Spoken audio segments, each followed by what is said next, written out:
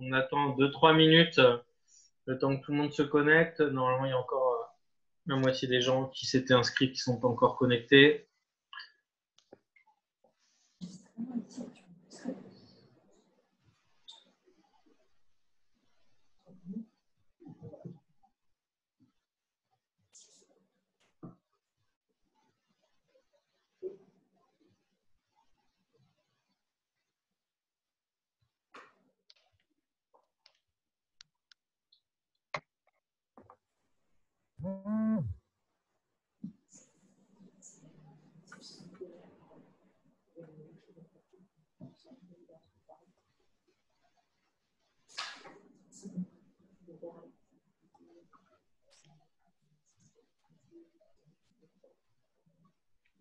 Communication, en tout cas, communication interne.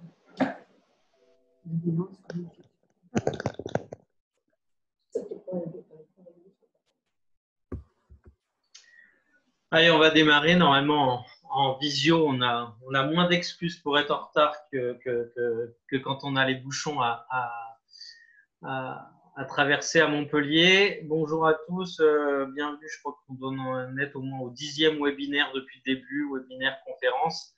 Je vous remercie de continuer à nous suivre et nous on continue à essayer de vous informer au mieux au fur et à mesure. C'est le dernier, on va dire, de cette période de confinement, même si on va continuer pendant tout le mois de mai, le mois de juin sans doute, à organiser ce genre d'événement. Donc, petit point technique, on va demander à tout le monde, je ne sais pas si même Aurélie peut couper le micro de tout le monde, parce que voilà, j'entends des bruits bizarres. On coupe le micro de tout le monde. On vous laissera beaucoup de temps dans ce webinaire.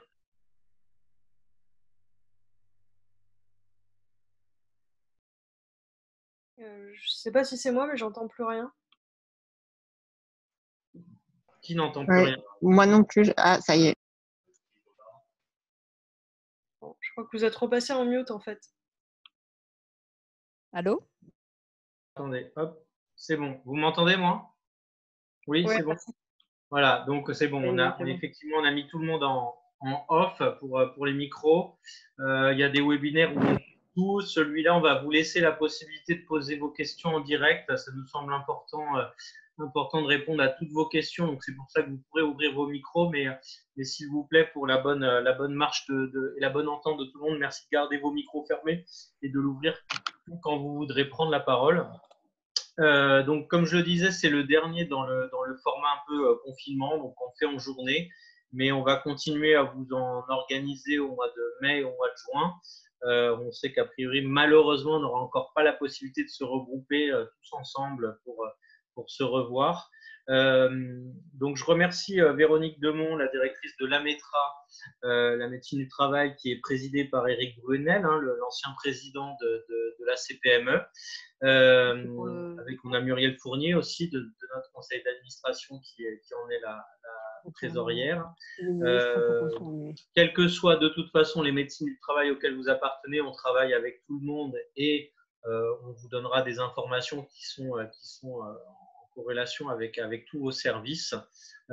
L'idée, c'est de vous accompagner pour cette reprise du travail, pour certains à partir de lundi. Je sais qu'il y en a qui ne pourront pas pour X raisons. Il y a tous ceux qui sont encore fermés au niveau des restaurants et de toute la filière événementielle, restaurants, hôtellerie, café et sites de réception, etc. Le but, c'est de vous accompagner. Il va y avoir des nouvelles choses à gérer pour nous, chefs d'entreprise, à la fois de notre stress à nous, de ne pas vouloir contaminer nos collaborateurs. Et la CPME au niveau national, vous savez, se bat quand même sur la responsabilité du dirigeant par rapport à ça, pour avoir une obligation de moyens mais pas de résultats. Il faut absolument qu'on puisse se dégager de ça, sinon ça va être très compliqué de reprendre la vie économique pour tout le monde. Et puis ce stress qu'il va falloir gérer, à la fois la peur de pouvoir être contaminé, puisque c'est pas parce que c'est pas dans la nuit du 10 au 11 mai que le Covid va disparaître. Donc il va falloir mettre en place ces nouvelles façons de travailler, ces gestes barrières, ces aménagements dans nos locaux. Il va falloir gérer ce stress des collaborateurs par rapport à ça, sans doute continuer pour une certaine partie à gérer des équipes en télétravail. Donc comment vous allez pouvoir gérer tout ça aussi, voilà. C'est ce qu'on va essayer de voir donc avec Véronique Demont aujourd'hui de la médecine du travail qui peut vous accompagner avec ses équipes, hein, elle vous les présentera là-dessus. Et puis notre adhérente Stéphanie Berama également, qui est coach et qui interviendra sur la partie un peu plus psychologique justement de la gestion de ces équipes. N'oubliez pas aussi, mais on va revenir dessus dans ce webinaire sur l'aspect psychologique du chef d'entreprise. On a tous aussi nos interrogations, nos doutes par rapport à ça. Sachez qu'il y a une cellule d'écoute qui s'est mise en place à la Chambre de commerce et d'industrie avec l'Observatoire Amarok d'Olivier Torres, où vous pouvez aussi vous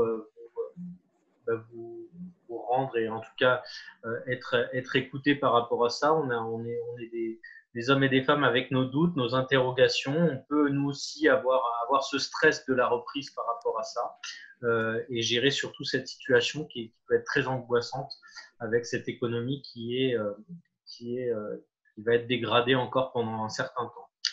Voilà, je ne vais pas être beaucoup plus long. Vous rappelez que le 25 mai, on organise notre assemblée générale annuelle. Donc, notez bien la date à 17 h avec les 45 premières minutes, la partie statutaire. Comme toute association, il faudra qu'on valide nos comptes, qu'on vous présente le rapport d'activité, le rapport moral. Donc, ce sera bien sûr en visio pour tout le monde et qu'on renouvelle le tiers du conseil d'administration. Donc, vous pourrez voter en visio. Et puis, on fera une deuxième partie un peu plus positive qui sera ouverte elle, à tous les chefs d'entreprise, hein, adhérents et non adhérents, sur les lancements de nos prix, nos distinctions de l'entreprise responsable et engagée qu'on devait lancer déjà depuis un certain temps et dont la remise aura lieu début octobre.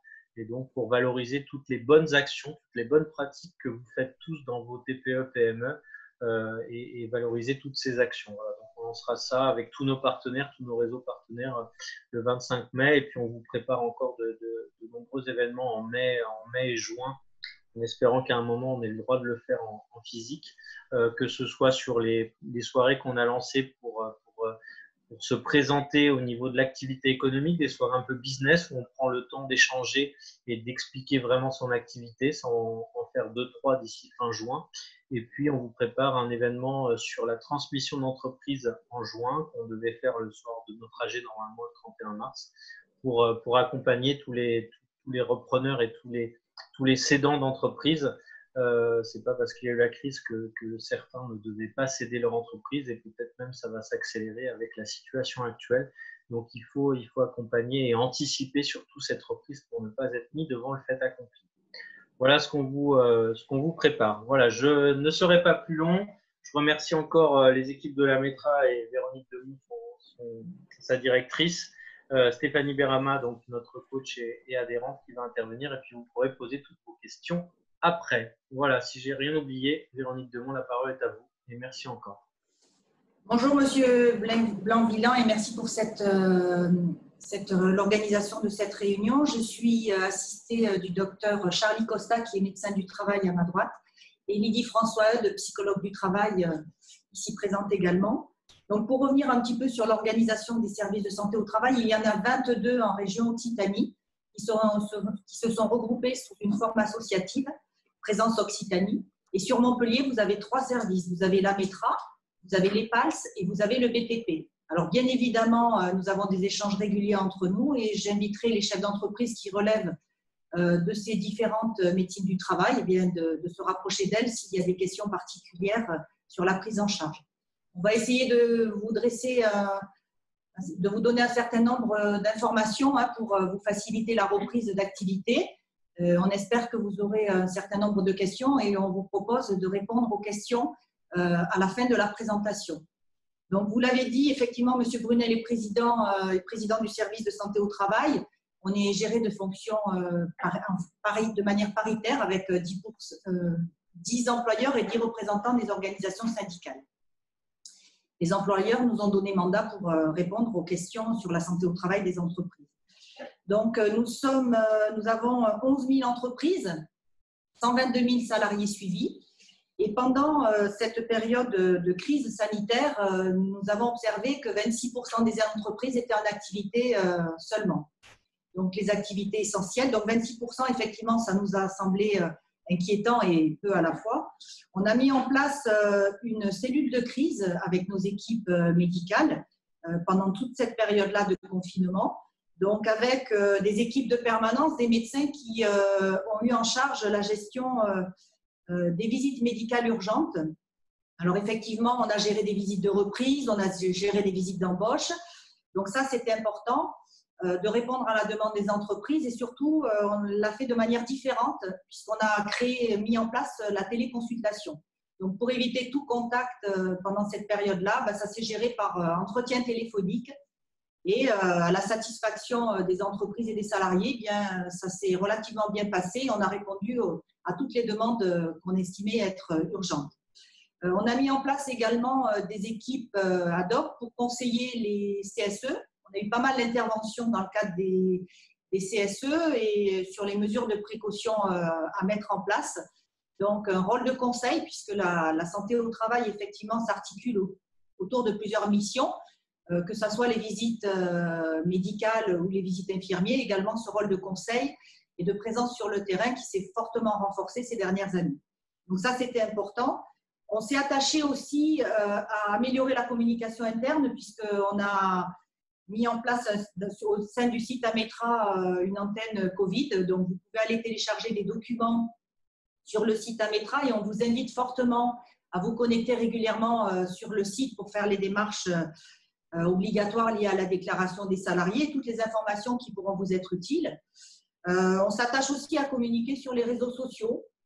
Ça, c'est important, et envoyer des mails aux chefs d'entreprise pour essayer de faire passer le maximum d'informations. Ce n'est pas toujours facile, mais on essaye de toucher les chefs d'entreprise à travers ces différents modes de communication. Voilà, je vous propose de passer la parole au docteur Charlie Costa pour toutes les questions qui sont liées à l'activité de reprise, à ce risque Covid et aux mesures de précaution qu'il faut mettre en place. Merci Madame Lemont.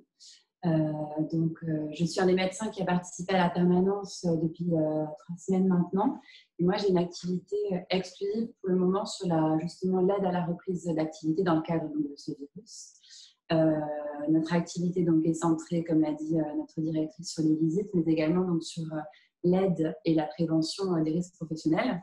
Et en ce moment, elle est très, très impactée par ce coronavirus. Deux choses importantes. La première, c'est que vous avez quand même un document du gouvernement qui est sorti ce week-end qui vous guide, qui est bien fait, pas trop lourd, parce qu'il y a beaucoup, beaucoup d'informations ce document est quand même assez bien résumé et structuré pour vous permettre de mettre en place quand même les grandes lignes du retour à l'emploi pour vos collaborateurs. En parallèle de ça, l'Ametra, on va également sortir très prochainement un kit de déconfinement qui va reprendre également les grandes lignes pour vous aider à remettre les gens au travail dans un contexte le plus serein possible, même si ce n'est pas toujours évident, j'en ai bien conscience.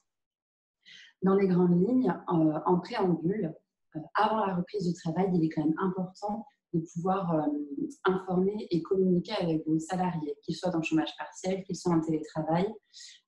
Premièrement, leur donner de l'information. Cette information, c'est laquelle? Déjà, quelle personne va pouvoir revenir travailler? Je vous invite à aller regarder les critères de vulnérabilité pour les personnes qui ne pourront certainement pas revenir travailler à partir du 11 mai, sachant que cette liste a évolué très récemment et que notamment au niveau de l'âge, 70 ans, c'est passé à 65, et il y a des nouvelles maladies, l'indice des masses corporelles a changé également, donc c'est des éléments qui sont évolutifs et donc il faut se tenir au courant. N'hésitez pas à revenir vers nous si vous avez des questions à ce niveau-là. Mais c'est la première des choses. Nous ne pouvons pas, en tant que médecin du travail, vous communiquer la liste de vos salariés qui sont atteints de ces pathologies. Par contre, on peut vous donner la liste des maladies qui les rendent vulnérables et c'est à vous de communiquer en amont auprès de vos salariés afin de pouvoir organiser au mieux le retour à l'activité. Dans un deuxième temps, ça permet de planifier correctement le retour au travail en sachant que la grande règle quand même émise par le gouvernement reste la poursuite du télétravail quand cela est possible et en fonction des postes. Le but, en fait, effectivement, c'est d'avoir le moins de salariés sur site pour qu'il y ait le moins de contacts possible parce que moins il y aura de gens, moins il y aura de risques. Donc, soit on peut poursuivre le télétravail, quand c'est possible, soit on peut organiser des plannings différents avec soit des horaires décalés, soit faire venir les gens une semaine sur deux pour éviter que ce soit toujours en fait les mêmes qui sont en contact et de trop brasser les gens entre eux parce que le risque, plus il y a de gens, plus il y a de risques. Je me répète, mais c'est très synthétique, mais c'est comme ça que ça fonctionne. Une fois que cette étape est faite, il faut donc rédiger son plan de reprise d'activité et organiser donc des protocoles. La première mesure, effectivement, c'est les gestes barrières. Je pense qu'on les connaît tous, mais il est extrêmement important de les répéter en long, en large et en travers à tout le monde, et surtout au moment de la reprise de l'activité, parce que c'est là que tout va se jouer. Je pense que si au moment de la reprise, tout le monde les connaît bien, en sachant qu'on a quand même tendance à, petit à petit, de moins en moins les respecter, parce qu'on a tendance un peu à banaliser les risques. Donc, il faut vraiment atteler. Les 1 mètre de distanciation minimum. On dit 1 mètre en France, en Belgique, par exemple, on dit 1,5 mètre, au Canada, ils disent 2 mètres. Donc, du coup, la distanciation, c'est vraiment la première des mesures. Si pas de distanciation, port de masque, bien savoir quel masque je prends pour quel type d'activité, comment je mets un masque aussi, parce que c'est pas donné à tout le monde de bien savoir mettre un masque, même si beaucoup de gens en portent, peu de gens le portent bien, malheureusement. Le lavage des mains également, comment je me lave les mains de la même manière. Beaucoup de gens ne savent pas se laver les mains correctement. Et c'est vraiment ces mesures-là qui vont permettre de bien maîtriser le risque, de mieux maîtriser le risque. Et c'est celles qui sont finalement peut-être les moins onéreuses. À la METRA, par exemple, on a travaillé là-dessus pour quand on recevra prochainement du public, pour certaines visites qu'on ne pourra pas faire en téléconsultation. On a commandé par exemple des systèmes de gel hydroalcoolique sans contact, soit avec des pédales, soit avec des détections de mouvement. On a mis à disposition aussi des lingettes de désinfection pour pouvoir désinfecter ces locaux régulièrement ou notre matériel régulièrement. On a mis en place, tout comme certaines entreprises qui reçoivent du public devront le faire, tout ce qui est la signalétique, la gestion des flux, les plexiglas à l'accueil pour éviter encore une fois le contact trop rapproché. Voilà, toutes ces mesures-là sont à faire au préalable, surtout pour la réception du public. Les plans de prévention également avec vos entreprises sous-traitantes, parce qu'une des mesures très importantes, c'est le nettoyage. Il y a des entreprises qui avaient des nettoyages par exemple 2 fois par semaine. Ça, actuellement, c'est pas du tout conseillé. Il est vraiment conseillé d'avoir un nettoyage quotidien, voire entre 2 et 4 heures pour toutes les surfaces qui vont être touchées régulièrement, les poignées de porte, les rampes d'escalier, les boutons d'ascenseur, les interrupteurs, et j'en passe. Donc, comment s'organiser au préalable pour ne pas être pris de court et éviter que ces surfaces puissent être contaminées de manière plus rapprochée. Et en communiquant donc tout, en notant dans votre plan de reprise d'activité et en communiquant en amont même de la reprise, quand c'est possible, toutes ces mesures à vos salariés, que quand ils arrivent, ils connaissent les modifications de l'activité et ils savent ce qu'ils ont à faire. Beaucoup d'entreprises, par exemple, prévoient des kits pour la reprise de leurs salariés avec masques, gants, mesures barrières, stylo individuel, voilà. Et puis de contresigner aussi des fois pour être sûr que j'ai bien compris ce qu'on attend de moi et les mesures barrières à mettre en place. C'est lourd, mais le but, quand même, c'est de rassurer tout le monde et le message qui est envoyé, c'est de dire qu'on a anticipé et on prend en compte le risque et on l'a anticipé et voilà comment on va fonctionner maintenant. Quand c'est clair pour le dirigeant, c'est forcément plus clair pour ses salariés. La deuxième obligation, c'est de la mise à jour de votre document unique d'évaluation des risques. Avec ce risque, Covid-19, donc dans le risque biologique, avec toutes les mesures que vous aurez prises, j'émets donc du coup un petit risque, c'est que effectivement le risque biologique va être important avec ce virus, mais qu'il faut faire attention à ne pas déplacer les risques ailleurs. Parce que par exemple, je vous parle du nettoyage, attention au risque chimique, du coup, puisque si je nettoie plus, avec quel produit je nettoie, le risque chimique reste présent et sera plus important du coup. Et puis bien sûr, du coup, je vais laisser la parole à ma collègue psychologue du travail, c'est le risque psychosocial, puisque du coup, qui dit modification d'organisation du travail, notamment avec le télétravail, ça peut générer d'autres risques chez les collaborateurs et ils sont également à prendre en compte dans une période qui n'est pas toujours évidente. Je te laisse la parole. Oui, donc bonjour. Et effectivement, comme le dit le docteur Costa, il y a tous les gestes techniques, barrières à mettre en place, mais néanmoins, à notre risque est aussi à prendre en considération, et pas des moindres, c'est les risques psychosociaux. Il faut savoir que toutes les études qui ont été menées au niveau sociologique et autres indiquent bien que la période de confinement n'est pas sans conséquence sur les salariés et sur les employeurs. On a vu beaucoup d'anxiété apparaître, de stress post-traumatique également, d'angoisse, de peur, voire d'addiction, et voire aussi de l'épuisement professionnel chez certains salariés qui étaient en télétravail pour combler cette période, ou par manque de, par manque en tout cas de clarté, en tout cas sur la suite à venir. Et il y a eu un surinvestissement. Donc tout ça, c'est des risques qui ont eu lieu, et à la reprise d'activité, d'autres risques aussi vont en plus risquent de se surajouter. La perte économique, par exemple, pour certains, la perte financière ou la non-reconnaissance, le non-positionnement, en tout cas dans l'entreprise. Donc ça va être beaucoup d'anxiété. J'en parle d'ailleurs en connaissance de cause, puisqu'il y a une permanence psychologique qui a été assurée pendant tout le confinement à la METRA. Donc, j'ai eu beaucoup de salariés en contact téléphonique, des dirigeants d'entreprise aussi, parce que j'en parlerai après, mais il y a une plateforme qui a été ouverte à la METRA en collaboration avec Amarok. Et effectivement, ces risques psychosociaux, les gens en ont fait état. Et il y a beaucoup de choses à faire, en tout cas, pour jouer dans la réassurance, en termes de communication, comme le docteur Costa l'avait dit. Et il faudra aussi avoir une écoute de bienveillance, être vigilant aussi sur certains signaux et ne pas minimiser tout ça. Également, je pense qu'il sera aussi important pour toutes les personnes qui vont être en reprise et en contact avec du public à faire attention à ce que dans mon jargon, on peut appeler la violence externe. J'entends par là, par exemple, si tous les gestes sont mis en place pour une protection optimale, peut-être qu'à l'extérieur, les gestes ne seront pas répétés ou les conditions, ne seront peut-être pas, les personnes, les clients ou autres ne vont peut-être pas respecter ces gestes barrières. Donc, il sera vraiment important pour l'employeur de bien veiller à ça. Et de savoir quelle réactivité en tout cas mettre en place si vraiment, par exemple, un client n'avait pas ces gestes barrières pour protéger vos salariés. Donc, il y a vraiment beaucoup de choses à faire sur les risques psychosociaux.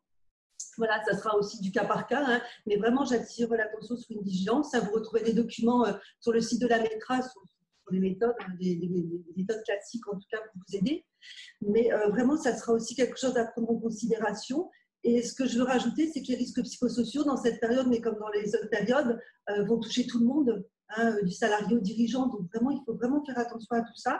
Alors en termes de réponse, au jour d'aujourd'hui, la METRA a mobilisé ses psychologues pour venir en support. Si vous avez des salariés que vous estimez en difficulté, vous passez par votre médecin du travail qui vous enverront vers nous. Vous, en tant que dirigeant, salarié, adhérent, il n'y a pas de souci aussi en termes de conseils. On est vraiment à votre écoute et on essaiera au mieux d'intervenir pour vous aider. Pour les dirigeants d'entreprise, donc on en a parlé rapidement, mais il y a une plateforme aussi téléphonique qui a été mise en place avec la collaboration d'Olivier Torres et Amarok. Donc il y a un numéro, je pense que c'est dans les documents qui vous sont remis. Donc là, ici encore, on sera à votre écoute et ce qui est important, c'est que ça sera en toute confidentialité. Donc, vraiment, profitez de cet espace de parole, en tout cas. Ne minimisez pas non plus votre santé, vous dirigeants, et celle de vos collaborateurs. Voilà, donc après, on restera vraiment à votre disposition pour tout conseil, votre information. Je vais vous passer la parole peut-être à Mme Demont pour clôturer. Peut-être insister, vous avez mis en introduction aussi la responsabilité du chef d'entreprise. C'est vrai qu'on vous met à disposition la mise à jour du document unique. C'est un document fondamental pour respecter effectivement toutes les obligations liées au risque professionnel. Et on a intégré dans ce document le risque Covid pour que vous puissiez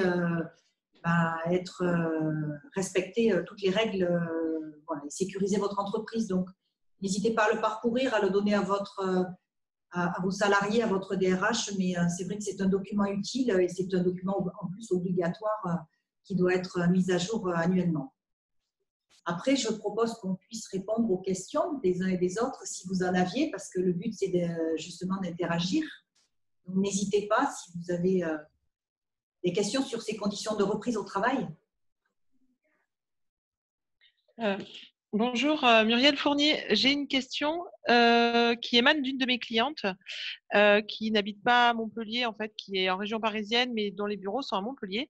Elle voudrait mettre en place une cellule d'écoute psychologique pour ses salariés et elle me demande s'il y a un numéro dédié à la METRA et je n'ai pas su lui répondre. Je prends la parole. Alors, tout le temps de la permanence, depuis le début du confinement, il y avait effectivement une permanence qui est toujours d'actualité à la METRA, hein, avec un mail dédié, donc permanence Covid-19 à metra.asso.fr.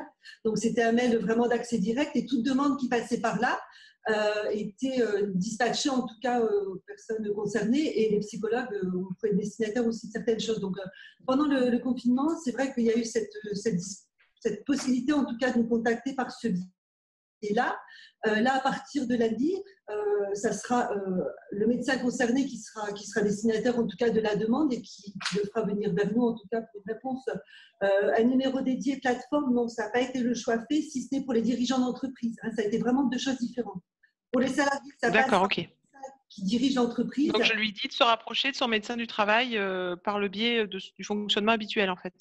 Voilà, on est resté sur ce fonctionnement-là. Ok, merci. Je t'en prie.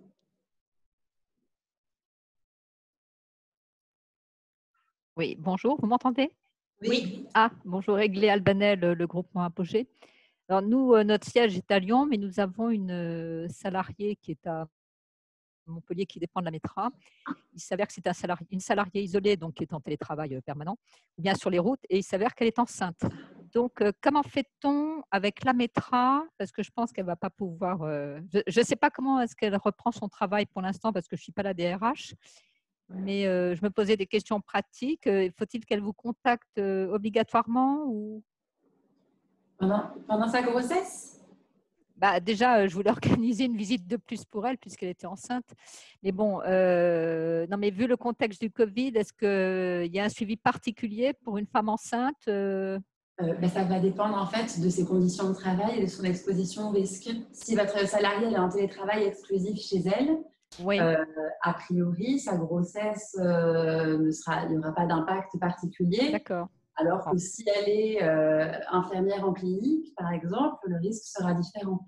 En télétravail exclusif, il n'y a pas d'obligation. Non, elle est en relation avec des EHPAD, mais je pense qu'elle n'ira pas sur la route quoi qu'il arrive. Enfin, j'espère en tout cas. Voilà, ça va vraiment dépendre de son poste de travail. C'est du déplacement, c'est là du contact public.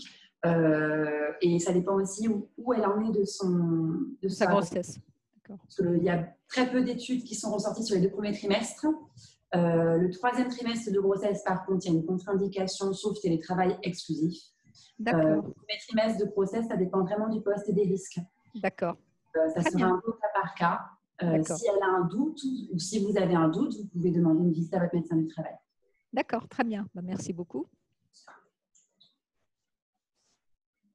Je vous rappelle que les équipes de la METRA les médecins attitrés aux entreprises reprennent l'activité le 11 et que l'adresse Covid, même si elle existera encore quelques jours, les médecins seront joignables par mail ou par téléphone.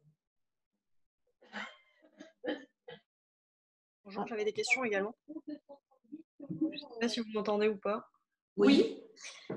Du coup, nous, on a des salariés qui sont personnes à risque, qui sont isolés chez eux et qui souhaitent reprendre. Et on ne sait pas quel comportement on doit avoir. Parce qu'ils disent que c'est psychologiquement trop compliqué pour eux de rester en télétravail ou de rester chez eux. Donc, c'est des gens qui étaient jusque-là en arrêt maladie? Non, qui étaient en télétravail jusque-là et qui veulent absolument reprendre. Venir dans les locaux, quoi. Et bien là, c'est toujours pareil, c'est que ça va dépendre du risque, du poste de travail et du risque. C'est des développeurs informatiques, hein, donc ils sont à leur bureau avec les bonnes distances, etc. Et si on est sûr des conditions de travail, de la gestion du risque, etc., ça peut être envisagé parce que ça sera à l'appréciation, alors soit à votre appréciation à vous, soit à l'appréciation du médecin du travail si vous demandez une visite à la demande de l'employeur. Parce qu'en cas de doute, vous avez toujours cette possibilité-là. Vous pouvez nous envoyer. Alors après, j'ai du mal à me représenter le nombre de visites que vont nous demander les employeurs. Donc j'émets quand même une réserve sur le fait que vous n'aurez certainement pas la visite dans la journée. Cependant, en cas de vraiment, si vous avez un doute sur une personne, vous pouvez nous orienter. Et nous, généralement, ce qu'on fait, c'est qu'on vous appelle pour justement discuter de votre plan de prise d'activité discuter des conditions de travail pour être sûr que ce n'est pas dangereux pour la personne ou pour son entourage. D'accord. Donc, dans l'absolu, si tout vous semble bon, la distanciation, si vous avez fait attention, parce qu'il y a beaucoup de choses à prendre en compte. Hein. Il y a les salles de pause, il y a les salles de repas, il y a le soulage des postes, est-ce qu'ils ont des postes individuels, quel type de matériel ils ont. Il y a beaucoup de choses à regarder en amont. Mais si les feux sont ouverts, dans l'absolu, il n'y a pas de contre-indication absolue. Mais voilà, c'est un peu cas par cas, en fonction de, encore une fois, en fonction du risque et de la maîtrise du risque. D'accord, merci. Du coup, si je peux me permettre d'enchaîner, parce que j'avais d'autres questions aussi. Concernant les personnes qui pensent avoir contracté le coronavirus, il y a au début du confinement, qui n'ont pas été testées, est-ce qu'il faut impérativement qu'ils aient une visite médicale avant de reprendre ou pas? C'est comme avant. S'ils ont eu un arrêt de plus d'1 mois, il faut une visite de reprise. Alors, en fait, ils étaient pas chez nous quand ils ont attrapé Enfin, ils pensent avoir attrapé le coronavirus, ils n'ont pas été testés. Et leur contrat a commencé après chez nous. Ben après, est-ce qu'il y a eu un arrêt de travail ou pas? Est-ce qu'il y a eu un arrêt de travail de plus d'1 mois? C'est exactement comme avant, quel que soit le motif de l'arrêt. S'il y a un arrêt de travail, que ce soit pour le coronavirus ou parce que j'ai été une personne vulnérable et que j'ai été arrêtée aussi, ou alors parce que je me suis fait opérer de la hanche, quelle que soit la notion de l'arrêt, vous ne l'avez pas en tant qu'employeur. S'il a été arrêté plus d'1 mois, il y a une visite de reprise qui doit être organisée. Non, mais il n'a pas été arrêté. Non, parce que de toute façon, si c'était il y a plus de 15 jours, si c'était avant l'isolement des personnes qui ont été testées normalement positives, c'est 15 jours. Donc, si c'était à plus de 15 jours, voilà. Mais la règle pour demander une visite n'a pas changé. Par contre, on a les décrets, je ne sais pas si vous avez fait attention, les décrets, la visite de reprise n'est plus à effectuer dans les 8 jours en fonction des situations. Donc, on a un laps de temps supplémentaire pour organiser la visite de reprise. Par contre, la règle des 1 mois d'arrêt maladie reste toujours. D'accord, merci. Bonjour, j'ai une question supplémentaire. Marjorie Salin-Rovira, je suis dans une association à Montpellier par rapport à cet arrêt maladie. Est-ce que c'est un arrêt d'1 mois en continu? Parce que moi, j'ai des salariés qui ont jonglé avec l'arrêt maladie pour pouvoir garder leurs enfants à certains moments, faire de l'école à la maison et à d'autres moments du télétravail. Est-ce que c'est 1 mois en continu ou est-ce que c'est sur 1 mois, même si c'est en pointillé? C'est 1 mois en continu. C'est 1 mois en continu et c'est pour les personnes qui ont eu des arrêts maladie. Les personnes qui ont eu de la garde d'enfants ou du chômage partiel, c'est pas considéré comme une arrêt maladie et là, vous n'avez pas de visite de reprise à demander. Et sinon, c'est effectivement pour 1 mois continu. Ok, merci. Je vous en prie. Bonjour, vous m'entendez? Oui. Bonjour, Madame Redon du cabinet Redon. On est une agence immobilière et dans le cadre de la reprise qui va être à mi-temps pour certains de mes salariés, certains vont devoir prendre le tram. Alors, je vais me poser la question, est-ce qu'en tant qu'employeur, est-ce que c'est moi qui dois remettre les 2 masques quotidiens pour le trajet du matin et du soir? C'est une bonne question. C'est une question juridique. Je pense que le temps de trajet entre le lieu de domicile et le lieu de travail appartient aux salariés.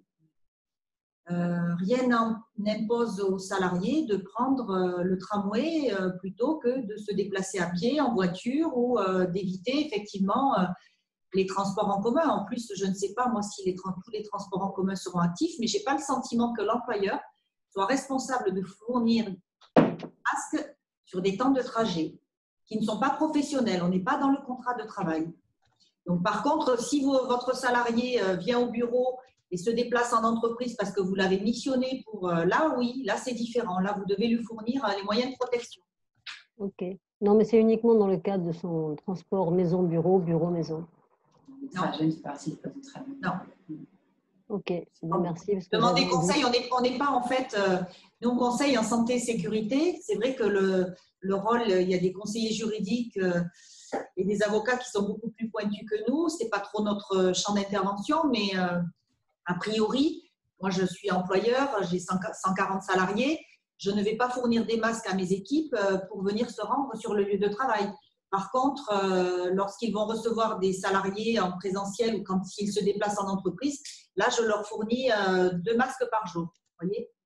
D'accord. Alors, au-delà, non.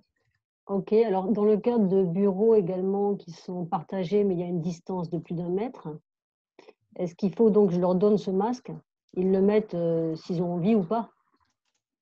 Vous pouvez leur donner. La règle du masque, c'est je porte un masque si la distanciation n'est pas possible. D'accord. Et la distance, j'insiste, c'est 1 mètre, vraiment minimum. En cas de doute, je mets le masque. Après, ça va être toujours pareil, c'est que moi, je conseille aux entreprises de prévoir quand même des masques, alors pour leurs salariés, parce que vous avez des salariés qui vont être extrêmement anxieux. À leur poste de travail, très probablement, alors après, ça dépend des entreprises, ça dépend des locaux, ça dépend du nombre de salariés dans l'entreprise. Il y a plein de facteurs.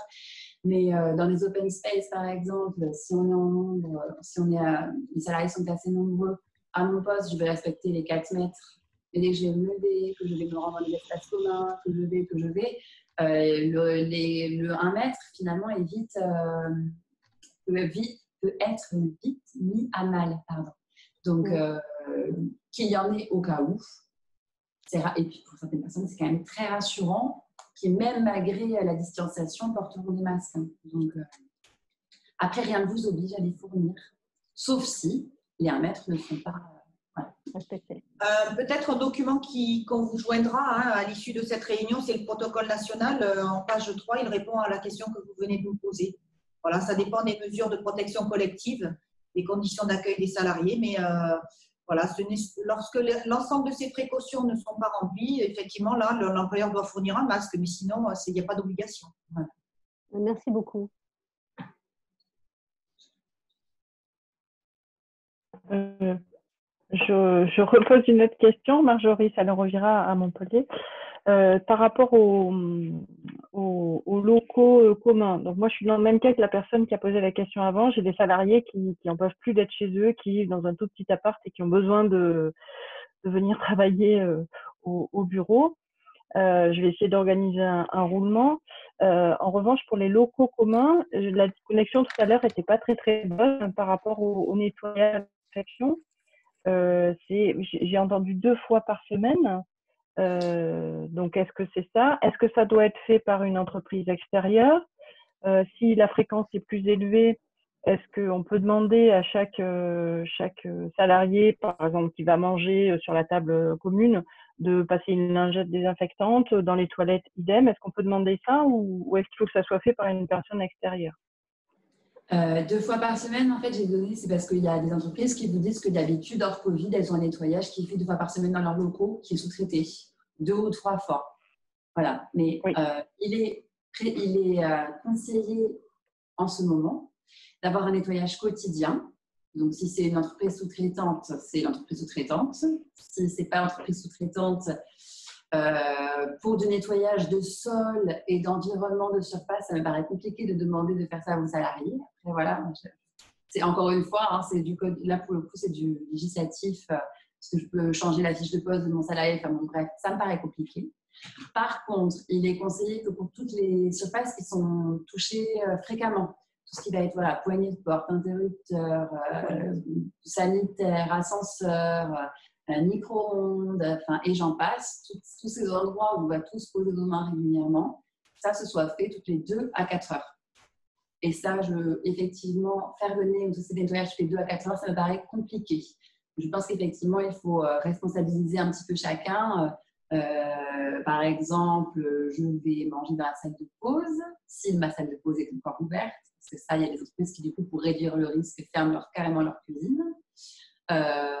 Si je vais en salle de pause, je me nettoie les mains avant de toucher le micro-ondes, je m'ouvre le micro-ondes, je ressors mon plat et derrière je désinfecte avec une lingette désinfectante la poignée de micro-ondes. Ça va être fait très régulièrement. Donc oui, je pense que ça fait partie de la sensibilisation et de l'information que vous devez délivrer à vos salariés. Oui, si je peux me prendre la parole, c'est vrai que ce sera primordial, c'est d'avoir une bonne communication dès le début sur ces gestes à accomplir.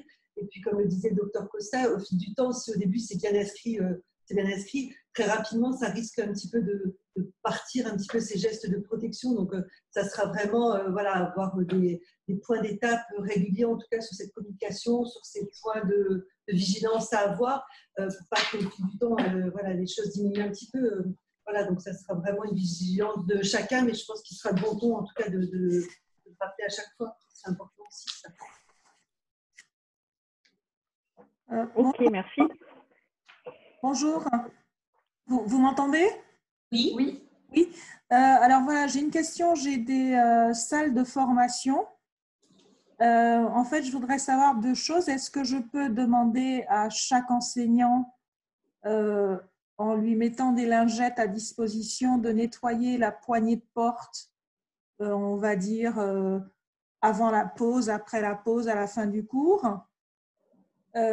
Et deuxième question, est-ce que ça suffit d'avoir une visière? Parce que vraiment parler avec le masque, au bout d'un moment, c'est compliqué. Donc moi, j'avais pensé leur donner plutôt une sorte de visière, comme on en voit de plus en plus. Pour votre première question, vous pouvez tout à fait demander à vos enseignants de nettoyer régulièrement la poignée de porte, enfin régulièrement, du coup, c'est pas régulièrement, c'est avant et après leur cours. Ça, oui, à mon avis, ça pose pas de problème. Moi, en tant que médecin, je vais nettoyer la salle d'attente régulièrement quand on recevra à nouveau les salariés pour nettoyer. Voilà. Donc, je pense qu'on peut demander à chacun de le faire. D'accord. Enfin, c'est pas sur leur fiche de poste, hein, donc. Non, après, c'est pour ça, il faut en discuter avec eux, il faut accompagner le changement, comme tout changement d'organisation au sein d'une entreprise, mais le risque étant un petit peu exceptionnel, la situation un petit peu exceptionnelle, après, c'est toujours pareil, vous aurez peut-être des salariés. Alors là, moi, je vous réponds en tant que médecin du travail, pas en tant que juriste. Hein. Si mon salarié refuse de le faire, quels sont les moyens, les recours que j'ai pour le faire? Voilà, je n'ai pas de réponse toute faite à ça. Est-ce que ça va être très cher de faire passer une entreprise toutes les 2 heures? Il n'y en est même pas question. Peut-être une petite précision. Ce qu'on a fait à la METRA, c'est qu'on a mis en place un plan de reprise d'activité. Alors, on a des équipes personnelles, donc on a écrit la façon dont on allait reprendre l'activité, les mesures de précaution et toutes les règles nouvelles qui allaient se mettre en place à la reprise. Donc, une fois que ce plan d'activité a été voté en CSE, eh bien, on le diffuse par note de service, il s'applique à tout le monde. Et dans ce plan d'activité, effectivement, il y a des mesures de sécurité et des mesures d'hygiène qui s'imposent à tous. Ok. Et c'est vrai que il y a un mot qu'on n'a pas dit depuis le début, mais c'est vrai que nous, on est contraints, et vous êtes contraints également par le Code du travail. Voilà, j'entends bien qu'il y a des critères et des choses lourdes qui sont à respecter. Maintenant, la communication passe aussi par le dialogue social. Alors, vous avez des TPE, PME, donc vous n'êtes pas tous équipés de CSE, mais par vos délégués du personnel qui sont aussi des relais pour discuter avec tout le monde et expliquer que voilà, la situation fait que voilà, c'est participatif, ça demande un peu plus d'investissement. Après, si les gens comprennent bien le risque auquel ils sont soumis, je pense qu'ils accepteront mieux aussi de faire certaines choses qu'ils n'ont pas l'habitude de le faire. Si j'entends que c'est contraignant. D'accord, d'accord. Pour la visière, ça va dépendre de la distance que… Alors, le masque, effectivement, c'est ce qui protège le mieux, parce que du coup, quand il est bien mis, voilà, il n'y a rien qui passe. La visière, ça va dépendre du modèle de visière. Si la visière, ça dépend où elle s'arrête. Sur le côté, vous voyez ce que je veux dire ou pas? Si la visière, elle est à 180, je ne sais pas, moi, j'ai des gens qui s'occupent des espaces verts, par exemple. Et ils ont des visières qui descendent très bas et qui sont très protectrices. J'aurais tendance à dire oui. Mais si la visière, alors déjà, il faut qu'elle couvre la bouche, est-ce qu'elle couvre bien sur les côtés? Donc, ça va dépendre du modèle de visière que vous avez. C'est une réponse qui est un peu incomplète, mais là, en l'occurrence, si vous adhérez à la METRA ou pas? Oui. Vous pouvez envoyer en photo votre modèle de visière et on peut vous donner un avis sur photo. D'accord. Peut-être. Parce que j'entends que le masque parlait, je ne sais pas combien de temps dure le cours. Déjà, moi, une consultation avec… Alors, nous, on a les masques… C'est 3 heures, hein, donc c'est pas supportable. Oui, ça me semble difficile. Sinon, de bien, vous voyez, si on a une visière et qu'on respecte bien 1 mètre, 52 mètres entre le professeur et le premier rang de cours, je dirais même 2 mètres, très couvrant. parce que quand on parle, et en plus, on parle à une salle de classe, hein, bon. Donc, ça se discute en fonction du modèle de visière et de la distance professeur est le premier rang. Ok, merci. Et j'ajouterai également, on me souffle dans l'oreillette, qu'il faut aérer vos salles de classe. Oui. Je ne vais pas du tout parler, mais dans le document du gouvernement, vous avez 15 minutes minimum 3 fois par jour et que du coup, pendant le cours, voilà, aérer au maximum pour éviter la propagation. C'est annexe, mais important. D'accord. Merci. Bonjour, je suis désolée, j'ai à nouveau une question. Du coup, ça serait concernant le télétravail. Vous avez dit qu'il fallait le favoriser, donc c'est écrit également sur le protocole. Mais c'est valable jusqu'à quand? C'est valable jusqu'au 2 juin, prochaine phase de déconfinement, ou c'est valable pour l'instant jusqu'à la prochaine nouvelle? En fait, nous, on a mis en place ce télétravail et on s'est appuyé sur les recommandations gouvernementales jusqu'au 24 juillet. Puisqu'on est en situation de crise sanitaire déclarée par le gouvernement à risque fort jusqu'au 24 juillet. Donc, on s'est appuyé sur ces recommandations nationales. D'accord. Merci pour l'information.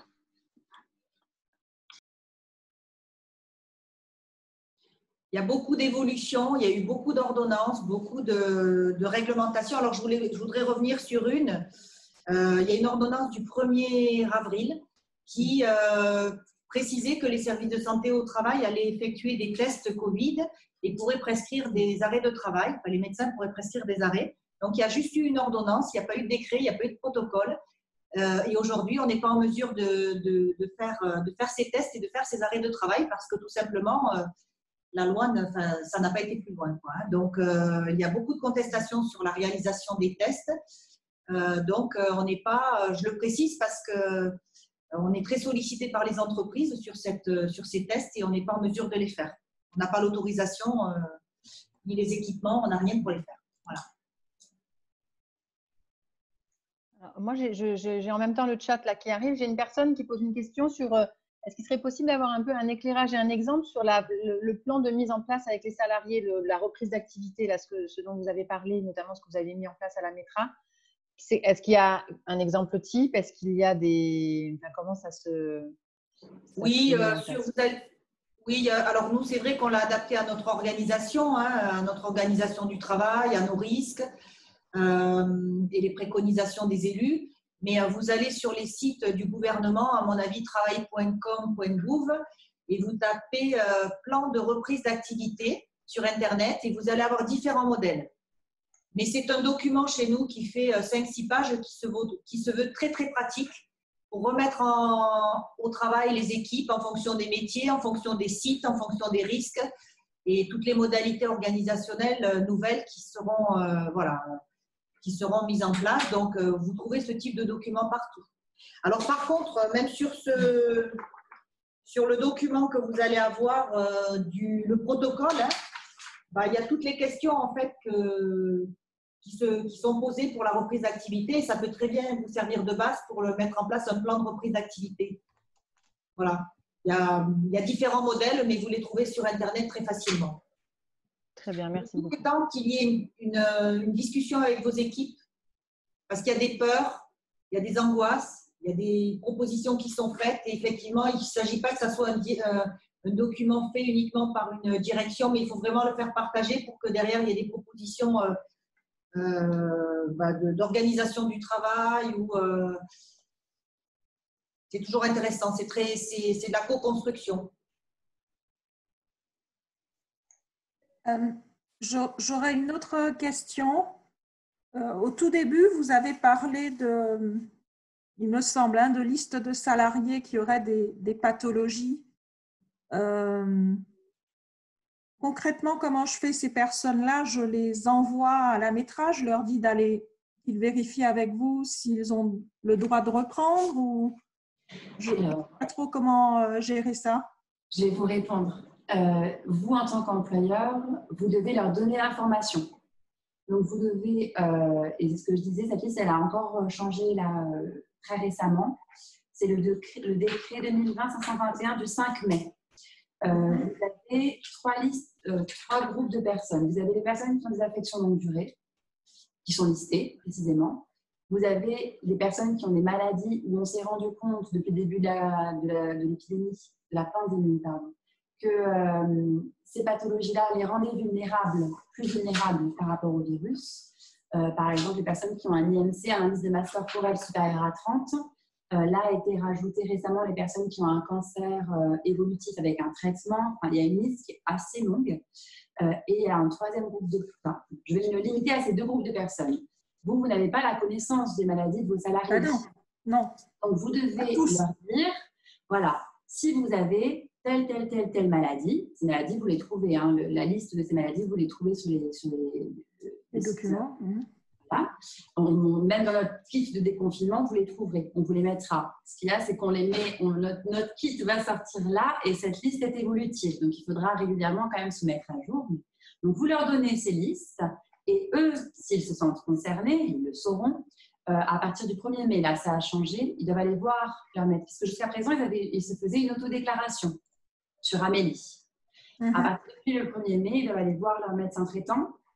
Et leur médecin traitant leur fait un certificat d'isolement. Et ils vous remettent ensuite, les salariés, ce certificat d'isolement. D'accord. En activité partielle. Ok. C'est comme ça que c'est prévu depuis le 1er mai. Ok, d'accord. Merci. Voilà. Donc, vous, vraiment, votre responsabilité, c'est de leur donner l'information. De leur dire si vous devez vous rapprocher de votre médecin traitant.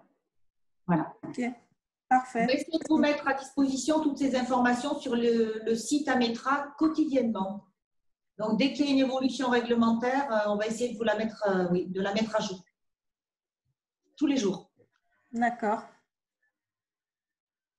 Bonjour, est-ce que vous m'entendez? Oui. Bonjour, Vanessa Jallet de la société A+. On couvre donc lundi, il y a on va dire qu'il y a 50% d'effectifs qui revient par choix, parce qu'ils en ont marre. Donc on a mis en place tout ce qu'on pouvait sur les bons conseils du docteur Costa que j'ai déjà eu au téléphone. Est-ce que j'ai le droit de leur faire signer un papier disant qu'ils ont bien suivi la formation, lavage de mains et port du masque que je leur ai envoyé, ils s'engagent à désinfecter dans les lieux communs après leur passage, etc., etc. Que j'ai le droit de leur faire signer ce document en disant que moi je fais tout ce que je peux, mais qu'il faut que eux aussi se responsabilisent. Oui, alors c'est comme le plan de reprise d'activité dans certaines entreprises, il a été envoyé à tous les salariés, il a été co-signé par certains salariés. Une nouvelle procédure qui est mise en place pour sécuriser un collectif, elle est importante, vous jugez qu'elle est prioritaire, vous la portez à la connaissance d'un salarié, vous pouvez lui demander de la signer. Après, il faut vérifier, il faut contrôler si c'est bien appliqué, c'est toute la difficulté. Mais quand vous considérez qu'un changement organisationnel est important, oui, vous faites signer votre salarié, il en a pris connaissance. C'est comme un accusé réception mail, c'est pareil. Je doute du coup de la valeur juridique de la chose, mais ça les engage quelque part. C'est un peu le discours du gouvernement qui fait appel à notre sens civique. C'est de la même manière, vous faites appel au sens civique de vos salariés. Ils ont aussi des responsabilités, vis-à-vis de leur santé, de la santé de leurs collègues. Donc voilà, il y a beaucoup d'entreprises que j'ai au téléphone qui m'ont dit qu'ils allaient faire signer un papier, ceux qui me disent qu'ils vont faire des kits. Voilà, on remet le kit et les gens signent. C'est un peu un accord de confiance, quoi. Moi, je trouve que c'est même une bonne idée. Ok, merci. Alors, ce qui peut se passer aussi à la reprise, puisque nous, on a connu ça, c'est finalement, vous faites reprendre vos équipes et puis vous avez quelqu'un qui a un cas de suspicion Covid. Qu'est-ce que vous faites? Alors là, je peux vous assurer que c'est panique à bord.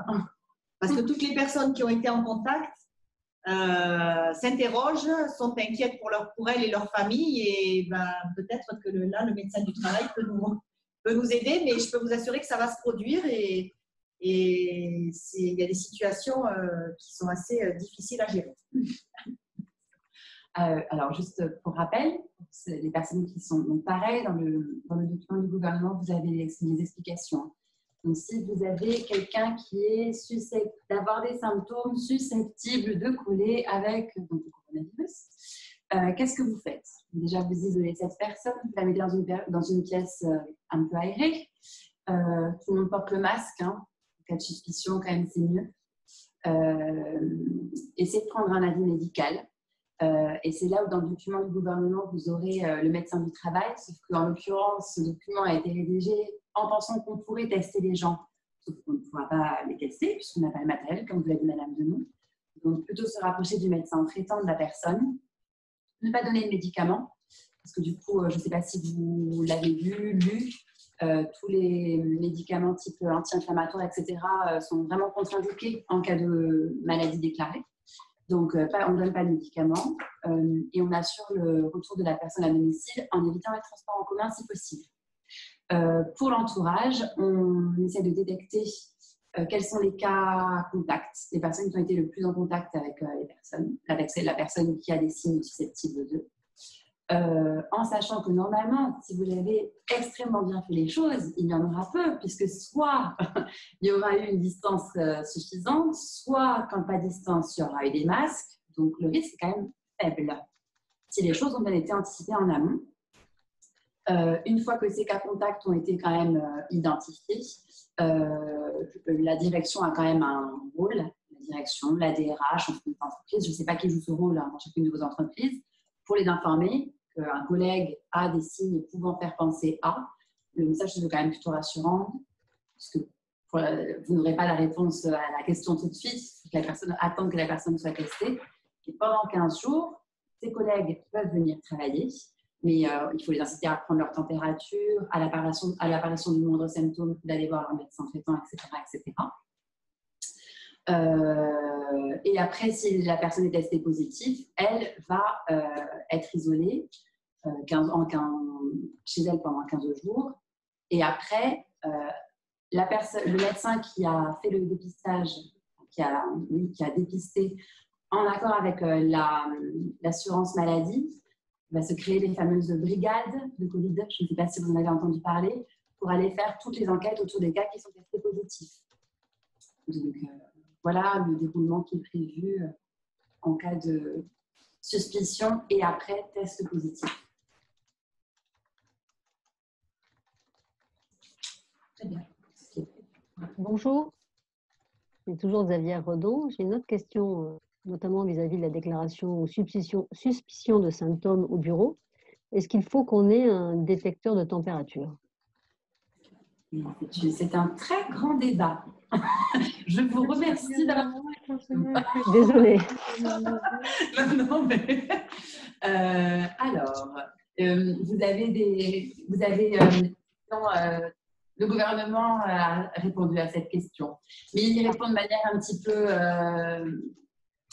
Alors, personnellement, ça n'engage que moi. Je vois la prise de température. En fait, je ne sais pas si dans vos entreprises, vous avez par exemple des plans prévus pour les éthylotests. Voilà, en tant qu'employeur, je veux pouvoir tester mes postes à risque. Et ben, c'est un peu pareil pour la température, sur le principe juridique, je parle. En fait, à partir du mois de mai 2020. Pardon? Ah bon, je continue. Si vous voulez prendre la température à quelqu'un, vous pouvez. Mais, grosso modo, si la seule mesure que vous prenez pour éviter la propagation du Covid dans votre entreprise, c'est la prise de température, on va vous dire que ça va pas être, c'est pas suffisant. Donc, la température, vous pouvez la prendre, mais, il faut que ce soit dans le cadre d'un plan de prévention bien plus large que la seule prise de température. Et deuxièmement, il faut anticiper toutes les situations, à savoir à partir de combien j'estime qu'il y a de la température, est-ce que je la reprends ou pas, dans quelles conditions, s'il y a de la température, qu'est-ce que je fais du salarié, etc. etc. Donc, il faut avoir quand même une espèce de logigramme avec qu'est-ce que je fais au cas où il y a de la température, mon salarié.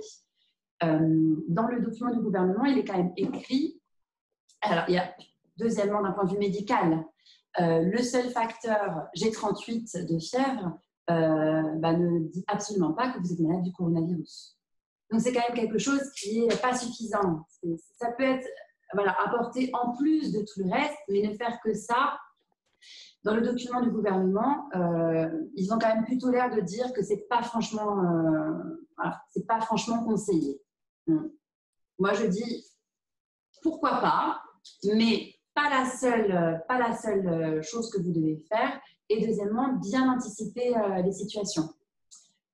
Et la grande phrase, c'est préserver la dignité de la personne. Donc, de la même manière que vous devez le faire si vous avez des plans pour les visites de l'hôtesse ou ce genre de choses. Je ne suis pas sûre que ce soit extrêmement utile. Mais ça, c'est mon avis à moi du docteur Costa. Voilà. Mais vous avez, dans le document du gouvernement, vous avez une question-réponse du gouvernement sur le site gouv.fr et vous avez aussi dans le plan de déconfinement et d'accompagnement tout un paragraphe qui est prévu à cette question. Ok, moi c'était uniquement dans le cadre de ce que vous aviez dit précédemment, où si la personne vient me voir et me dit je pense que j'ai des symptômes, elle me le déclare au bureau. Et vous me dites il faut d'abord prendre la température avant de le renvoyer chez lui, si possible, d'une manière autonome. Donc là je me disais comment je peux savoir si la température si je n'ai pas de thermomètre. Ah oui, excusez-moi, j'avais mal compris votre question. De toute façon, dans ce cas-là, la personne, elle sera d'accord pour que vous preniez sa température. Si vous n'avez pas de thermomètre, vous ne pouvez pas prendre sa température. Voilà. Encore une fois, ce n'est pas un critère qui est limitant ou décisif. On ne va pas me le reprocher. Je n'ai pas de thermomètre. On ne va pas vous le reprocher. Non. Merci. Je vous en prie. Moi, j'ai des questions qui arrivent là, notamment sur l'histoire de la climatisation, qui serait peut-être… voilà. Parce que vous avez parlé des fenêtres, de l'aération, mais il y a la climatisation qui peut être vecteur. Donc, voilà. Oui, tout à fait. C'est une très bonne question. Je remercie la personne de l'avoir posée. La climatisation, effectivement, est déconseillée. Parce que du coup, serait un facteur de propagation du virus. Les modèles de vent. Alors, effectivement, il part sur la ventilation, donc il faut s'assurer du bon fonctionnement des systèmes de ventilation pour être sûr que les filtres jouent bien leur rôle de filtre. Et après, sur les modèles qui sont plutôt préconisés, et là, c'est un peu technique, je ne suis pas spécialiste, mais c'est les VMC à simple flux par insufflation ou par exsufflation. Ce sont les modèles les mieux. Voilà, je vous encourage chacun à se renseigner sur le modèle qu'il existe dans son entreprise. La climatisation, par contre, est déconseillée, malheureusement. Nous allons savoir très chaud cet été, mais pas bon. Et dans le cas de la réintégration d'un salarié qui a eu le Covid et qui est guéri, donc il n'y a pas de problème pour le réintégrer. Est-ce qu'il y a des risques de rechute? Enfin, que sait-on des risques de rechute aujourd'hui? Est-ce que… Déjà, effectivement, on change sa catégorie. Si le salarié il a été malade, testé plus pour le coronavirus, l'employeur doit le classer en surveillance individuelle renforcée, donc en CIR, même s'il était classé en SI avant. J'espère que ces sigles parlent à tout le monde. C'est un peu rébarbatif, je suis désolée. Le CIR, c'est pour des suivis plus rapprochés. On doit le voir tous les 2 ans. Et la visite de reprise aussi doit être faite de manière plus rapprochée également. Elle doit être faite dans le mois parce que les délais ont changé. Pour un SI, on a jusque 3 mois avec les nouveaux textes. Si on doit la faire dans le mois. Et j'ai oublié la question du coup. Quelqu'un qui est atteint d'un Covid pour la reprise au travail. Oui, et ben, qui a été atteint. Donc on change sa déclaration. S'il a eu plus d'1 mois d'arrêt, on le voit en visite de reprise. C'était quoi la possibilité de rechute? Le gouvernement Merci. La possibilité. Le gouvernement pour le moment, on ne sait pas trop, hein, parce qu'il y a quand même beaucoup d'inconnus par rapport à ce virus. On n'est pas sûr qu'une personne malade fabrique des anticorps sur la durée pour se prémunir à nouveau si elle est en contact à nouveau avec le virus. Donc, est-ce qu'on est sûr qu'une personne malade ne va pas retomber malade? On ne sait pas. On n'en est pas certain. J'ai une autre question par rapport à la clim. Je rebondis. Dans mes bureaux, donc c'est Madame Redon, dans mes bureaux, c'est une clim en fait gérée par le syndic. Mais par contre, à chaque poste de travail, on a son boîtier clim et on peut décider ou pas de la mettre. Donc, si j'ai bien compris, bon, je vais me renseigner pour savoir quel est le modèle, mais je pense qu'il n'est pas bon. Est-ce que j'ai intérêt dans mon plan de reprise d'activité d'indiquer que j'interdis absolument l'utilisation de cette clim parce que j'ai des gens qui n'aiment pas la chaleur, mais c'est des bureaux qui sont assez chauds et je pense qu'ils vont être tentés de la mettre. Et oui, mais effectivement, il faut la déconseiller. D'accord. Ouais. Je vais faire signer. OK. Excusez-moi sur cette question. Déconseiller ne veut pas dire interdit. Et donc, du coup, quelqu'un qui travaillerait dans un bureau où il aurait vraiment de la chaleur et qui pourrait être véritablement dans des situations de grande chaleur parce qu'il fait trop chaud, concrètement. Donc, des deux mots, celui de travailler en transpirant et en étant, je pense à des bureaux qui sont plein sud avec du soleil qui rentre sans aucune possibilité de fermer. Et donc, il fait très chaud, c'est un fait. Et sans climatisation, il n'est pas possible de travailler. Comment on fait? Eh ben, de deux choses l'une, effectivement. Soit il y a la possibilité peut-être que la personne travaille chez elle en télétravail, pour éviter cette situation. Ou alors dans un autre bureau qui serait moins exposé. Et après, si aucune de ces deux solutions n'est possible, effectivement, travailler dans un bureau à 45 degrés, ça ne me semble pas très préconisé non plus, médicalement parlant. Donc après, ça va être au cas par cas, j'ai envie de dire. Si les bureaux sont individuels, parce que, encore une fois, j'avoue mon manque de connaissances sur les systèmes de ventilation et sur les clims. Mais si la clim, ok, elle est dans le bureau de la personne, mais finalement l'air circule dans d'autres bureaux que la personne. Et du coup, c'est vraiment un modèle de propagation. Donc, voilà. Moi, je préconiserais le télétravail, je préconiserais un autre bureau si tous les bureaux ne sont pas remplis. Et après, s'il n'y a pas d'autre solution, à voir. Mais cette question de la climatisation va se poser. Pardon, excusez-moi. La question de la climatisation va se poser notamment aussi pour les commerces. Parce qu'on n'imagine pas, même nous-mêmes, des commerces non climatisés cet été dans une région sud. Et je n'imagine pas qu'il puisse y avoir du télétravail dans un commerce. Et un commerce sans climatisation est un commerce qui ne peut pas fonctionner avec une clientèle normale. Donc la question de la climatisation va devoir être réévaluée, j'imagine. J'imagine, et puis après, là, dans les commerces qui sont en train de réouvrir, je pense que c'est une des raisons, pas la seule, hein, mais qui rendent le masque obligatoire. Hein. Alors, outre le fait qu'il y aura la proximité avec les personnes, il y a beaucoup de commerces qui disent qu'il faut porter le masque parce que ça protège quand même un minimum, mais ça pose question. Cet été, effectivement, je pense que l'absence de clim va être un problème. Mais dans les textes officiels pour le moment. Ce que vous êtes en train de dire, c'est que si clim, alors masque. Donc si masque, alors clim. Non, c'est pas ce que je suis en train de dire. Vous avez fait un raccourci. Non. Je dis que le masque protège en partie. Mais non, le mieux, c'est qu'il n'y ait pas de clim et qu'on respecte les distances. Mais non, l'idéal, c'est de ne pas mettre de clim. Après, effectivement, comment on va faire cet été dans les commerces effectivement, ça paraît très, très compliqué. Excusez-moi, juste si je peux donner une information qui nous a concernés. Nous, on est dans des locaux pépinières, donc ils appartiennent à la métropole et où les entreprises ont des locaux partagés pour certains. La clim a été interdite et coupée par la métropole parce qu'après, il y a des problèmes aussi s'il y en a un qui est contaminé, c'est la responsabilité de qui? Parce que la ventilation étant partagée sur, à certains endroits, 50 entreprises. Est-ce que c'est la métropole? Est-ce que c'est l'entreprise où il y a eu le patient zéro? Donc, du coup, la clim a été coupée pour éviter aussi les problèmes juridiques derrière. Ouais. Ah, ça nous arrive à répéter. J'avais une question, je reviens sur le salarié qui a été malade et qui est guéri. Est-ce qu'on sait combien de temps une personne est contagieuse à partir du moment où elle est infectée et est-ce qu'elle l'est encore une fois qu'elle est guérie? Est-ce qu'on a ces informations-là? Parce que j'ai l'impression qu'il y a beaucoup de flou autour de cette contagion.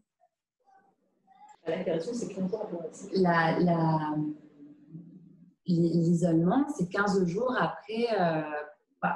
Pendant 15 jours, on considère qu'elle est contagieuse. Par contre, je n'ai pas les textes sous les yeux, mais c'est la levée de confinement, c'est 48 heures après les derniers symptômes. Et il faudrait que je regarde. Parce qu'il y a les 15 jours de dépistage, mais après, il y a deux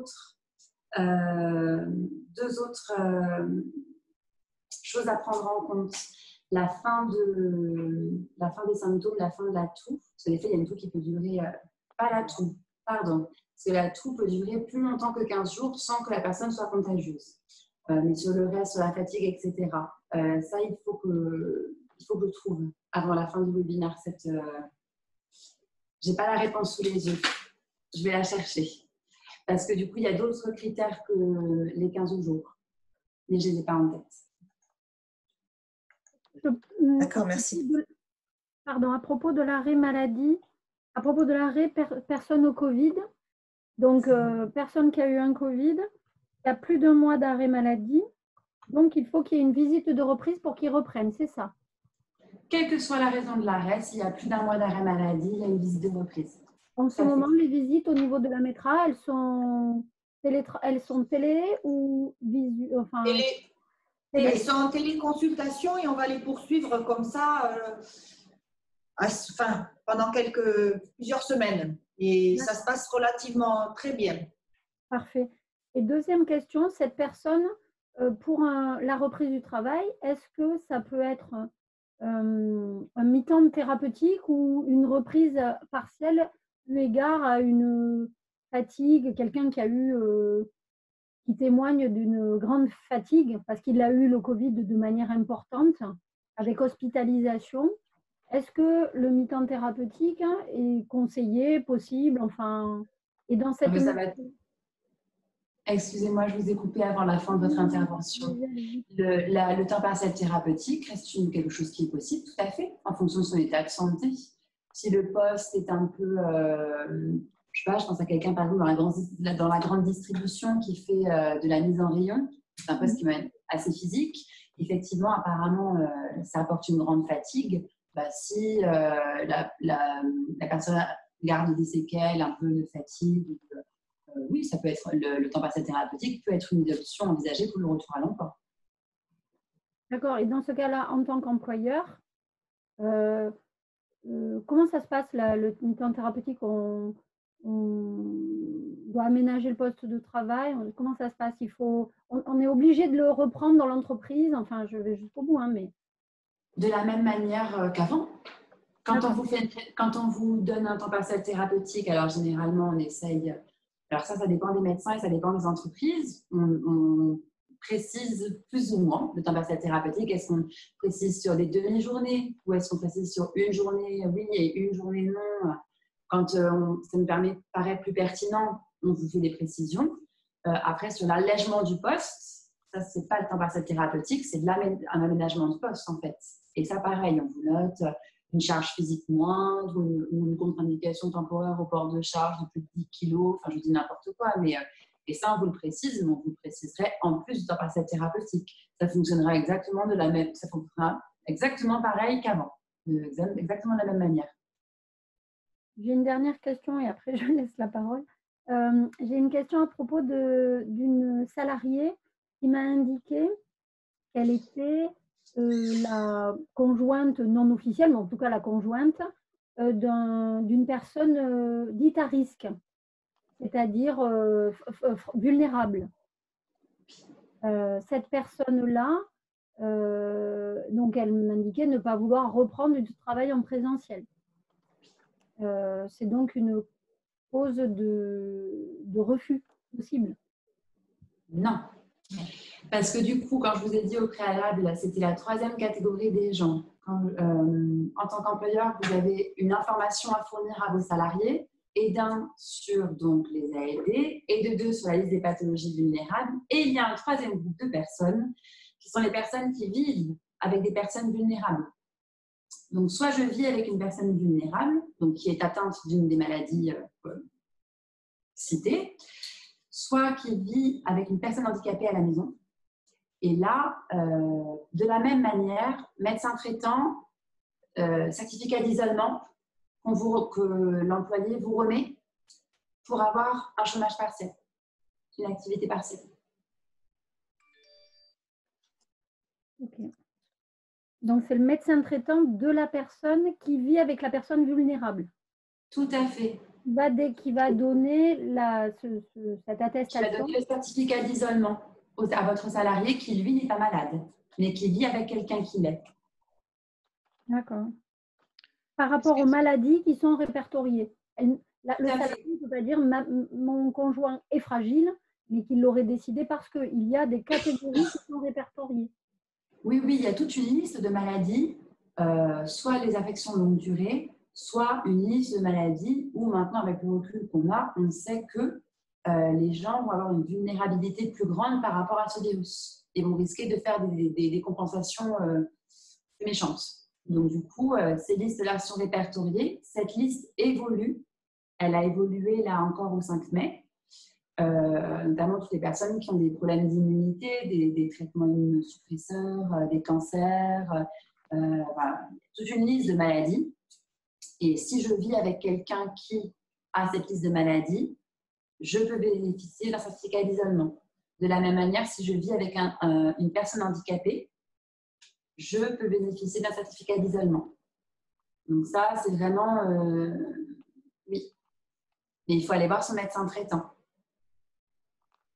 Ok, merci.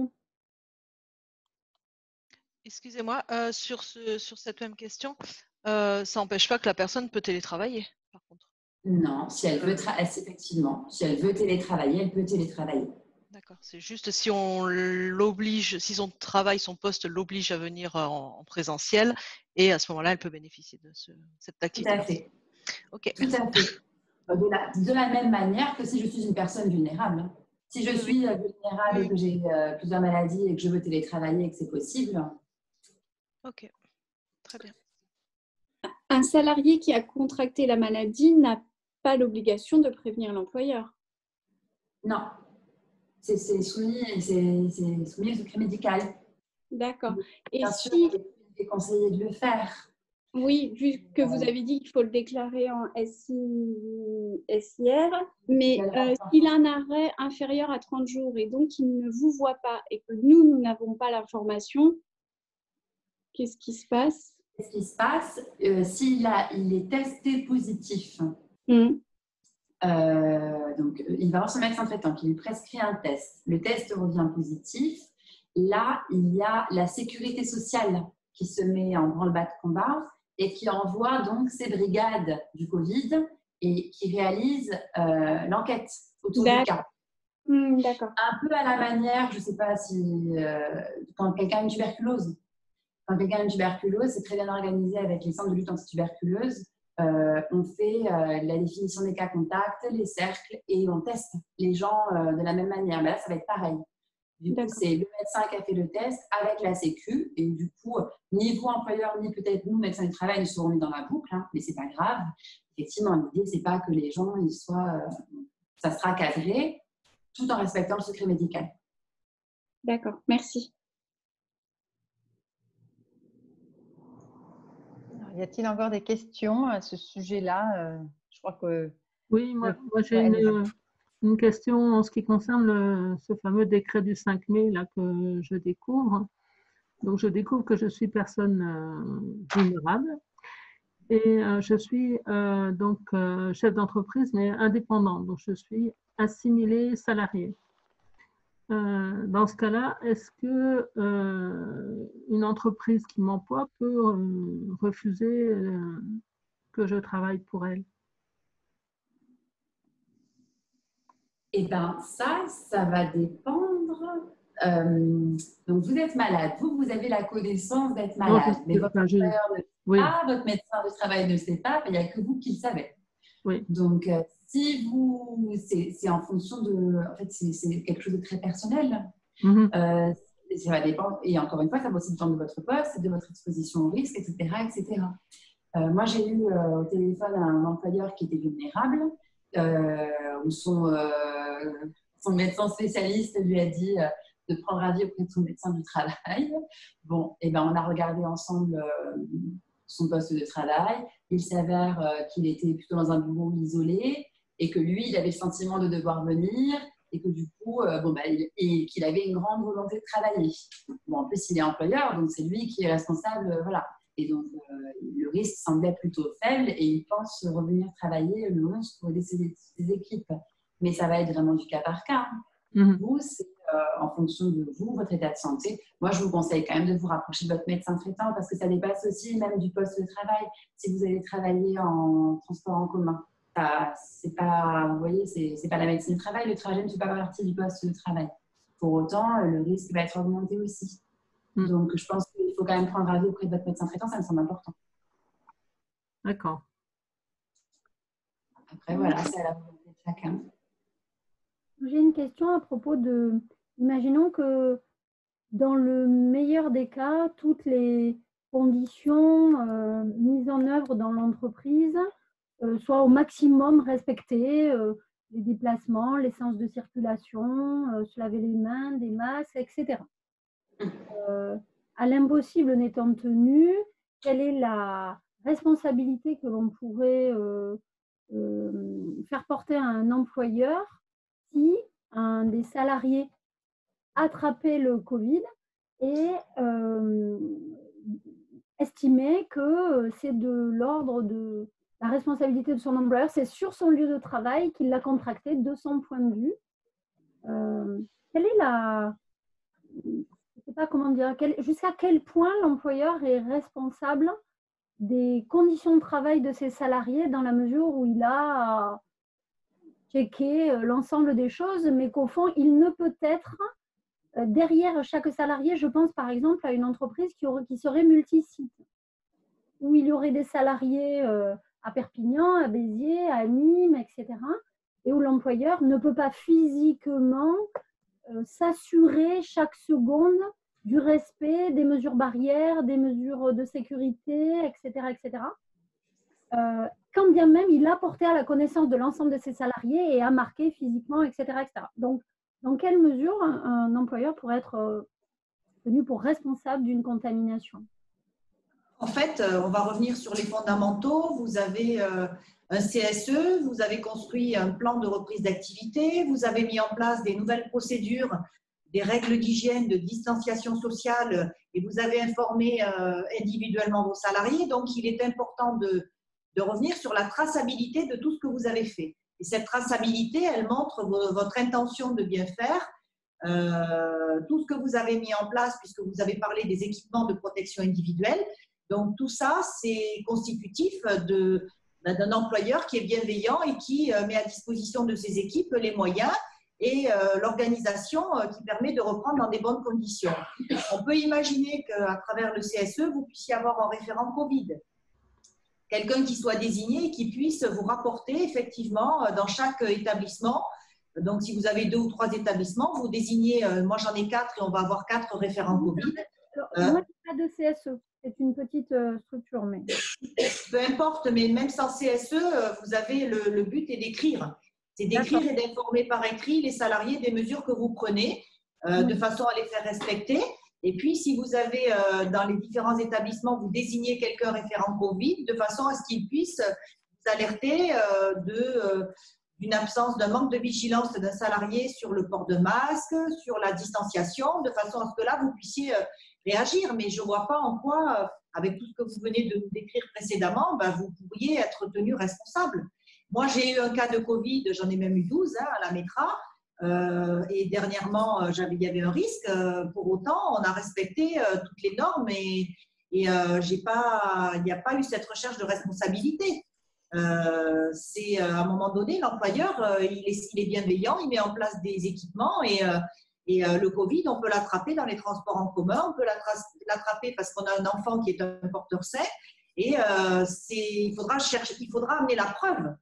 Il faudra qu'à ce moment-là, le salarié amène la preuve qu'il a été contaminé sur son lieu de travail parce que l'employeur n'a pas respecté les consignes de prévention et ne l'a pas suffisamment informé ou alerté de ce qu'il fallait mettre en place comme mesure de protection. Vous voyez, c'est l'inverse. C'est comme ça que je vois. Maintenant, je vous invite à vous rapprocher d'un juriste. Après, de la même manière que les autres risques, à partir du moment où vous mettez en place un protocole de prévention qui tient la route, vous ne pourrez pas empêcher certains salariés de penser que c'est l'employeur qui est responsable. Mais si en face, vous avez des éléments concrets, voilà, mais comme pour tout autre risque. Si, alors peut-être on va revenir sur le début, formalisez tout ça dans votre document unique et mettez-le à jour à la reprise. C'est le document qu'on vous met à disposition. Et la mise à jour du document unique est une protection indispensable pour le chef d'entreprise dans le cadre de la reprise. Justement, j'avais une question sur ce document unique. Moi, il n'y en a pas dans mon entreprise, donc je vais devoir le mettre en œuvre et le mettre à jour. Et oui, ça existe encore. Donc, j'ai regardé sur le site, il n'y a pas vraiment de modèle, en fait. D'après ce que j'ai compris, c'est un peu à faire selon les… Mais nous, on a des personnels chez nous qui peuvent vous aider. Vous nous faites, si vous êtes adhérent à la METRA, oui. Vous nous faites une demande et on vous aidera à mettre en place le document unique. D'accord. Il n'y a pas de modèle par style d'entreprise ou déjà où on peut se baser. En fait, il ne faut surtout pas que ça soit un copier-coller. Non, mais ça peut aider déjà à… En fait, on a des trames. Nous, on vous propose voilà, des trames. C'est ça. Okay. Et on a des personnes qui pourront venir vous aider à le mettre en place. D'accord. Avec le risque Covid. On a une collègue qui a travaillé dessus et qui pourra vous aider. D'accord. Merci. Ça, c'est les fondamentaux. Hein. Quand il y a un problème grave, un accident mortel, un problème grave dans une entreprise, les inspecteurs du travail commencent à regarder s'il y a le règlement intérieur, le document unique. La fiche d'entreprise pour nous, mais c'est de notre responsabilité.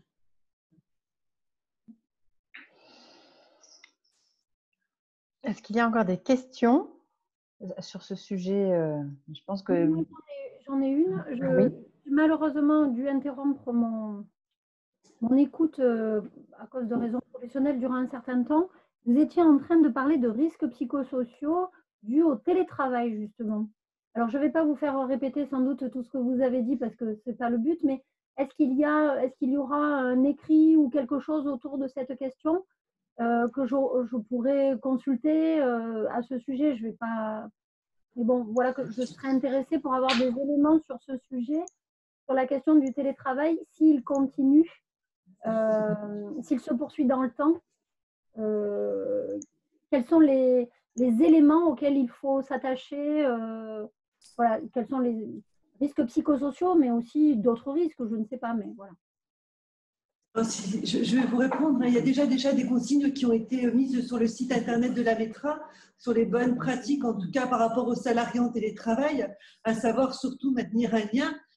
Au niveau des compétences managériales, c'est de ne pas exiger la même chose qu'en présentiel, hein, mais de faire des points d'étape réguliers, de redéfinir les objectifs. Ça, c'est vraiment très important de garder la communication, hein, de faire attention aussi au surinvestissement en télétravail, parce qu'on peut avoir aussi ce type de salariés qui, pour raison X ou Y, vont vraiment s'investir plus, et on peut voir l'épuisement professionnel en télétravail. Donc, ça sera aussi, voilà, vous avez déjà des choses qui existent, mais, et puis il y a les ergonomes aussi qui ont travaillé là, voilà, sur les postures, mais je pense que très rapidement, on va mettre en place des ateliers aussi liés à ça. On a déjà des ateliers cadres qui existaient au préalable en présentiel. Là, on va revoir notre méthodologie aussi, notre approche de communication. Mais très, très vite, on va mettre en place des ateliers de construction, hein, par rapport à toutes ces demandes. Donc, très, très vite, on va revenir vers vous. Je pense que ça passera par les sites internet de la METRA ou par mail, en tout cas, par rapport à nos adhérents. Mais voilà, on va très, très vite travailler là-dessus sur les bonnes pratiques, en tout cas en matière de télétravail. Hein. Vous avez déjà quelques consignes de base. Voilà, je vous dis, c'est surtout sur la communication, sur les règles managériales, mais on ira aussi bien plus loin aussi là-dessus. Hein, voilà. Là, à l'écran, vous avez quelque chose mais qui est sur de l'ordre de l'ergonomie, en tout cas du télétravail, mais tout ce qui est RPS, lien, communication, c'est vrai que très très vite, on met ça en place. On a déjà des ateliers sur la communication, mais là, on va vraiment l'axer télétravail. Hein, donc, très très rapidement, on revient très très vite là-dessus avec cette ingénierie. Oui, attendez. Document que vous montrez à l'écran, on l'a sur le site de la METRA? Oui, ça a été mis dans le dossier qui a été fourni. Hein. Oui, je pense bonjour. C'est Madame Redon du cabinet Redon. Voilà, je me permets de vous appeler parce que j'ai toujours pas été… Attendez, je vais essayer de couper la conversation. Non, non. Est-ce que ça va? C'est bon.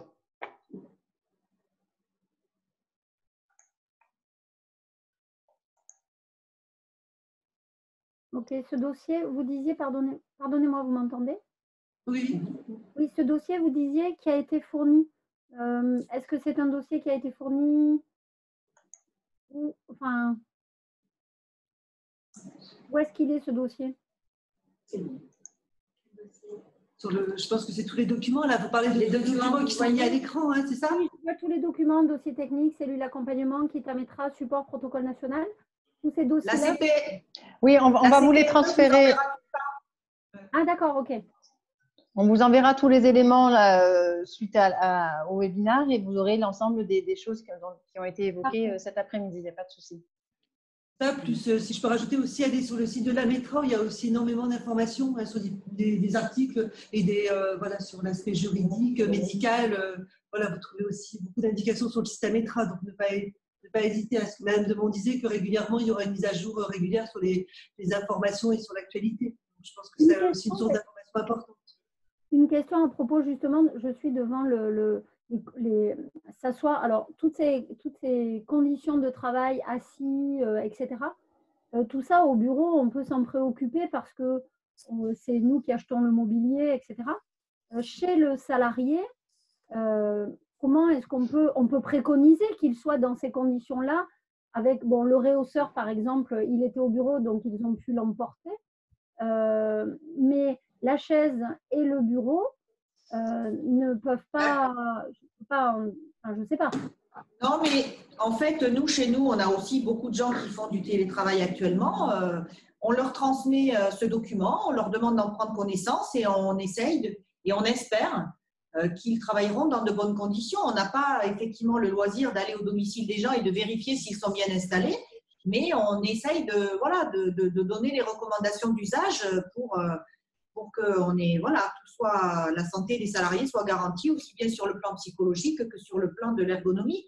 Maintenant, on n'empêchera jamais quelqu'un de travailler par terre, sur un canapé et de ne pas respecter ces consignes-là. Mais on aura donné, nous, les bonnes pratiques et c'est notre rôle. Après, on ne peut pas aller plus loin. Et est-ce que, pas aller plus loin, et est-ce qu'un salarié pourrait dire, moi, je n'ai pas les moyens d'avoir un fauteuil me permettant de travailler dans des bonnes conditions, l'employeur doit me le fournir? Non, pas du tout. Alors déjà, quand on met en place une charte de télétravail, et c'est ce que je vous invite à faire, nous on a essayé de le faire il y a quelque temps, donc dans la charte de télétravail, on met un certain nombre de principes. Et c'est vrai qu'on engage les salariés à respecter ces principes-là. Donc, vous trouverez effectivement des modèles de charte de télétravail sans doute sur Internet ou sur le site du travail.gouv, mais c'est dans tous ces documents, dans toutes les formalisations, peut-être qu'on essaiera de vous donner un modèle, parce qu'on en a fait un pour nous, donc on peut peut-être vous proposer un modèle, mais je crois que ce document, il est fondateur du respect des règles en télétravail et des recommandations que l'employeur peut être amené à donner. Je suis preneuse, oui, parce que le télétravail risque de durer un certain temps pour ce qui nous concerne, en tout cas pour un grand nombre un nombre important de salariés. Donc, je suis preneuse d'avoir un exemple de charte de télétravail que vous auriez à mettre à notre disposition. On va le faire, c'est noté. Sur le site Ametra. Après, il y avait juste pour comment compléter. On dit que l'employeur est responsable des conditions de travail de ses salariés.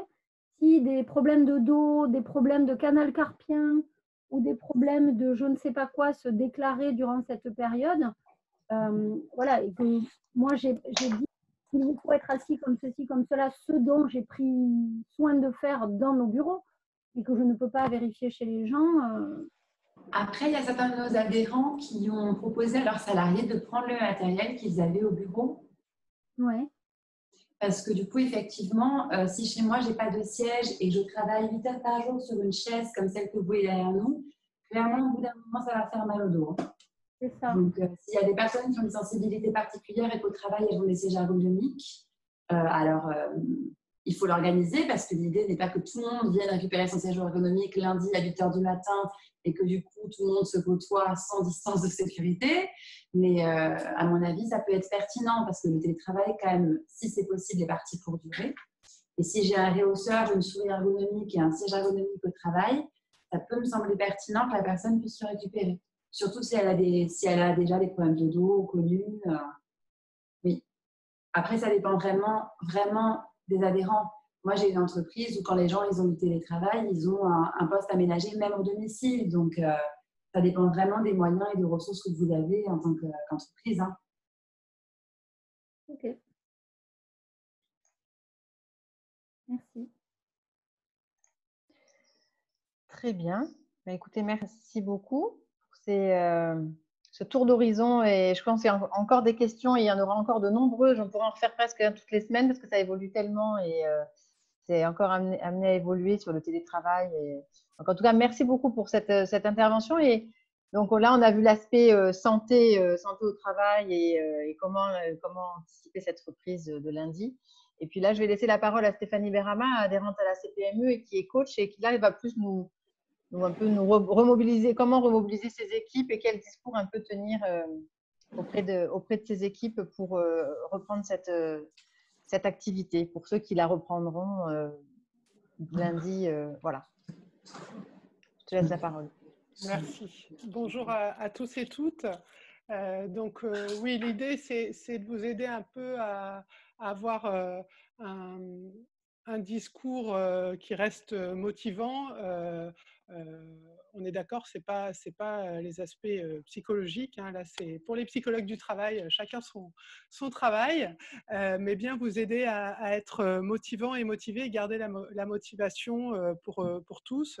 Déjà, la première chose, c'est de ne pas oublier que le vécu de chacun de cet épisode de confinement qu'on a tous subi, le vécu a été différent, que ce soit dans l'expérience. Certains se sont retrouvés chez eux dans un studio, d'autres dans une maison avec un grand jardin, certains tout seuls, d'autres avec la famille, etc. Et donc, le ressenti, la perception va être complètement différente et par rapport à l'expérience et par rapport de toute façon à la personne elle-même. Donc, que ce soit au niveau personnel, certains ont perdu un proche, d'autres sont tombés malades, d'autres ont peur de la peur du virus pour eux, pour leurs proches, donc ont peur lundi de la reprise de l'école, par exemple, pour les enfants. Il y a les difficultés familiales et les conflits qui ont pu sortir du confinement. Hein. Être enfermés tous ensemble, c'est pas facile pour tout le monde, ça dépend. Au niveau du professionnel, évidemment, le télétravail, on en a parlé, est-ce qu'il a été bien organisé ou pas, avec ce risque très très fort, en effet, d'épuisement. On le voit beaucoup. Des gens qui, du coup, ont énormément travaillé, n'ont pas su mettre de pause. Il faut penser que là, le télétravail, ce n'est pas le télétravail normal. Moi, par exemple, je travaille toujours en télétravail, mais d'habitude, je n'ai pas les 2 enfants à la maison. Je peux sortir si j'ai envie. Ce n'est pas la même expérience du tout. Donc, il faut penser à ça pour tout le monde. Les effets délétères qu'il y a pu avoir sur la vie privée, la surcharge de travail, on en a parlé. Les difficultés d'organisation, parce que c'est une nouvelle organisation et donc ça a été très compliqué à mettre en place pour beaucoup.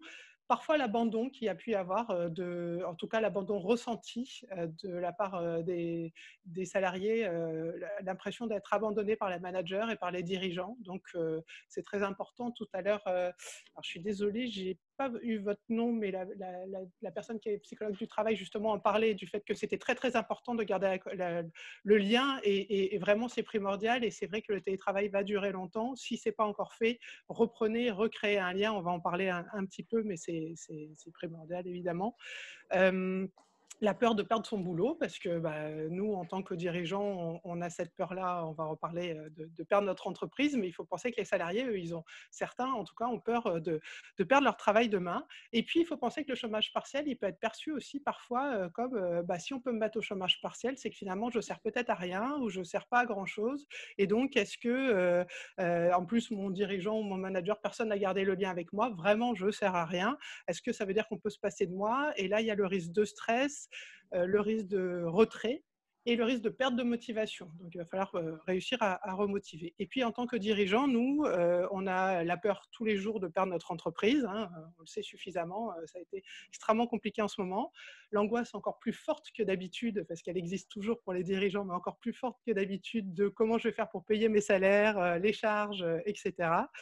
La peur que ça recommence, parce que on nous dit qu'on reprend lundi a priori. Enfin, le Premier ministre doit être en train de parler, donc je ne sais pas ce qu'il dit, mais a priori, on est censé reprendre au moins pour une grande partie lundi. Maintenant, aussi, ça risque de... Pardon? Ah non, j'ai cru que... ça risque de recraquer, on risque d'être reconfiné, il y aura peut-être une deuxième vague cet été, l'hiver prochain, etc. Donc, c'est toujours difficile quand on ne sait pas. En tant que dirigeant, on va devoir gérer les peurs de nos salariés, gérer parfois le décès d'un salarié. Et puis, cette peur de la responsabilité, ça a été évoqué là tout au long des questions, face aux salariés, face aux clients, en quoi je suis responsable, comment je suis responsable, etc. Donc, on pourrait citer encore de très, très nombreux exemples qui sont à chaque fois très personnels, mais en gros, qu'est-ce qu'on va pouvoir faire ou pas refaire quand on va reprendre? D'abord, ce qu'il faut, c'est accepter l'incertitude. On sait qu'on ne sait pas et ce n'est pas grave. Et à partir du moment où on accepte le fait de ne pas savoir et qu'il y a des tas de choses sur lesquelles on ne va pas pouvoir influer, ça nous aide à prendre des décisions beaucoup plus simplement. Donc, on garde les idées claires, on n'est pas Don Quichotte, il y a des tas de choses sur lesquelles on ne va rien pouvoir changer. En revanche, on s'attaque à tous ceux qu'on peut, sur lesquels on peut influer réellement. Généralement, on dit que ceux qui s'adaptent le mieux, d'ailleurs, c'est justement ceux qui sont conscients de ce qui va dépendre d'eux. Donc, on en a parlé là suffisamment. On pourrait en parler encore pendant des heures, mais je vais mettre en place les gestes barrières, je vais vraiment m'occuper de mes salariés, je vais demain peut-être développer une autre partie de mon activité, l'élargir un peu, proposer des nouveaux services, etc. Ça, oui, c'est notre boulot en tant que dirigeant, mettre en place une stratégie qui fasse avancer l'entreprise. Et puis, en revanche, on ne cherche pas à l'avance à se poser toutes les questions sur tout ce sur quoi on ne va pas pouvoir agir. Est-ce qu'il y aura un reconfinement demain? Qu'est-ce que je vais pouvoir faire, etc. Du pragmatisme, en fait. Le fait d'être pragmatique et d'avancer petit à petit que sur ce sur quoi on peut réellement agir, ça va nous permettre d'avancer et de ne pas être submergé par la peur de tout ce qui pourrait arriver, de tout ce qui pourrait se passer. Donc déjà, on oublie, non, la reprise du travail ne va pas être le retour à la normalité. Ça, on le sait, on le voit, on est obligé de mettre en place des tas de choses et puis on va devoir réinventer nos boulots, mais ça a certains côtés qui peuvent être intéressants, pourquoi pas.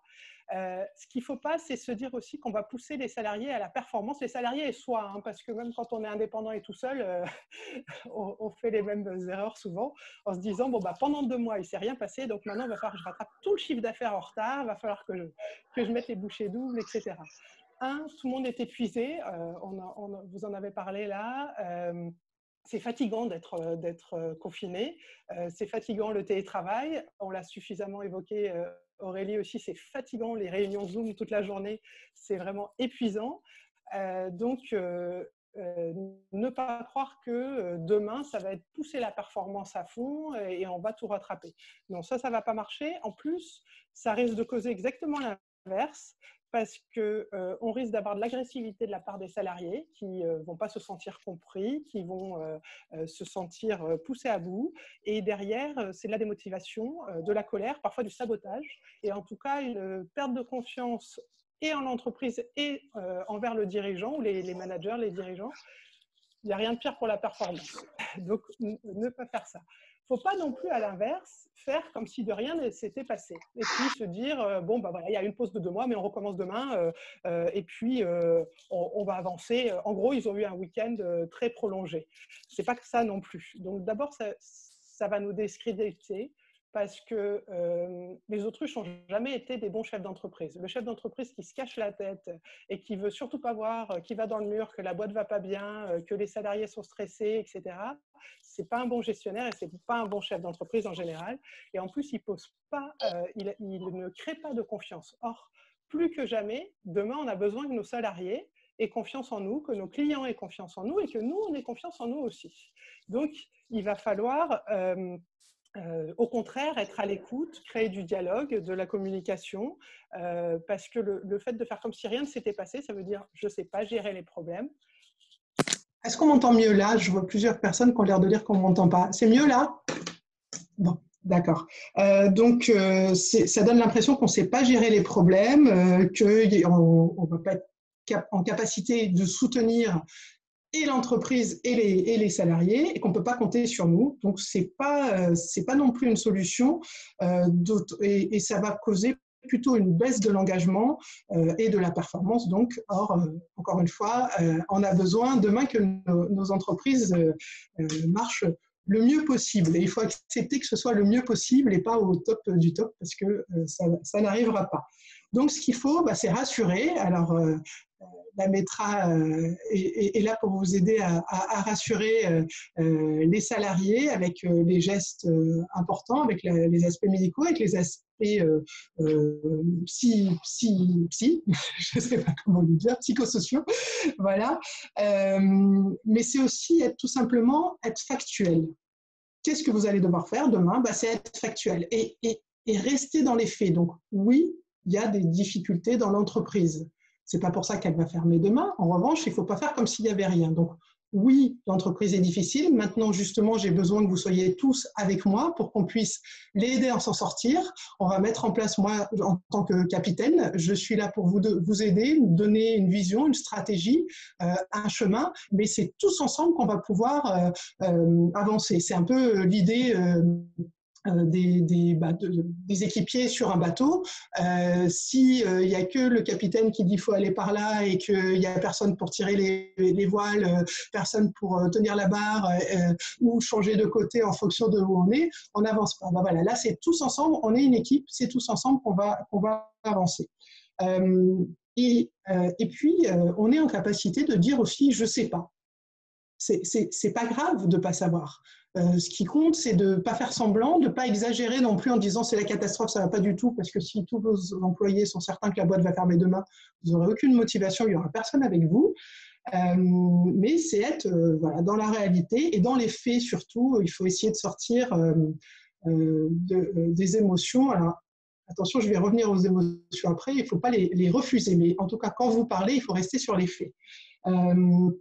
Et en fait, c'est comme en conduite du changement. Tout simplement, qu'est-ce qu'on fait? On doit expliquer, donner un chemin, responsabiliser. Ça a été donné comme exemple tout à l'heure pour d'autres aspects. Là aussi, responsabiliser vos salariés en leur expliquant ce que vous voulez faire et pourquoi vous avez besoin d'eux et donc quel sera leur rôle à chacun et qu'est-ce que vous pouvez espérer et attendre d'eux.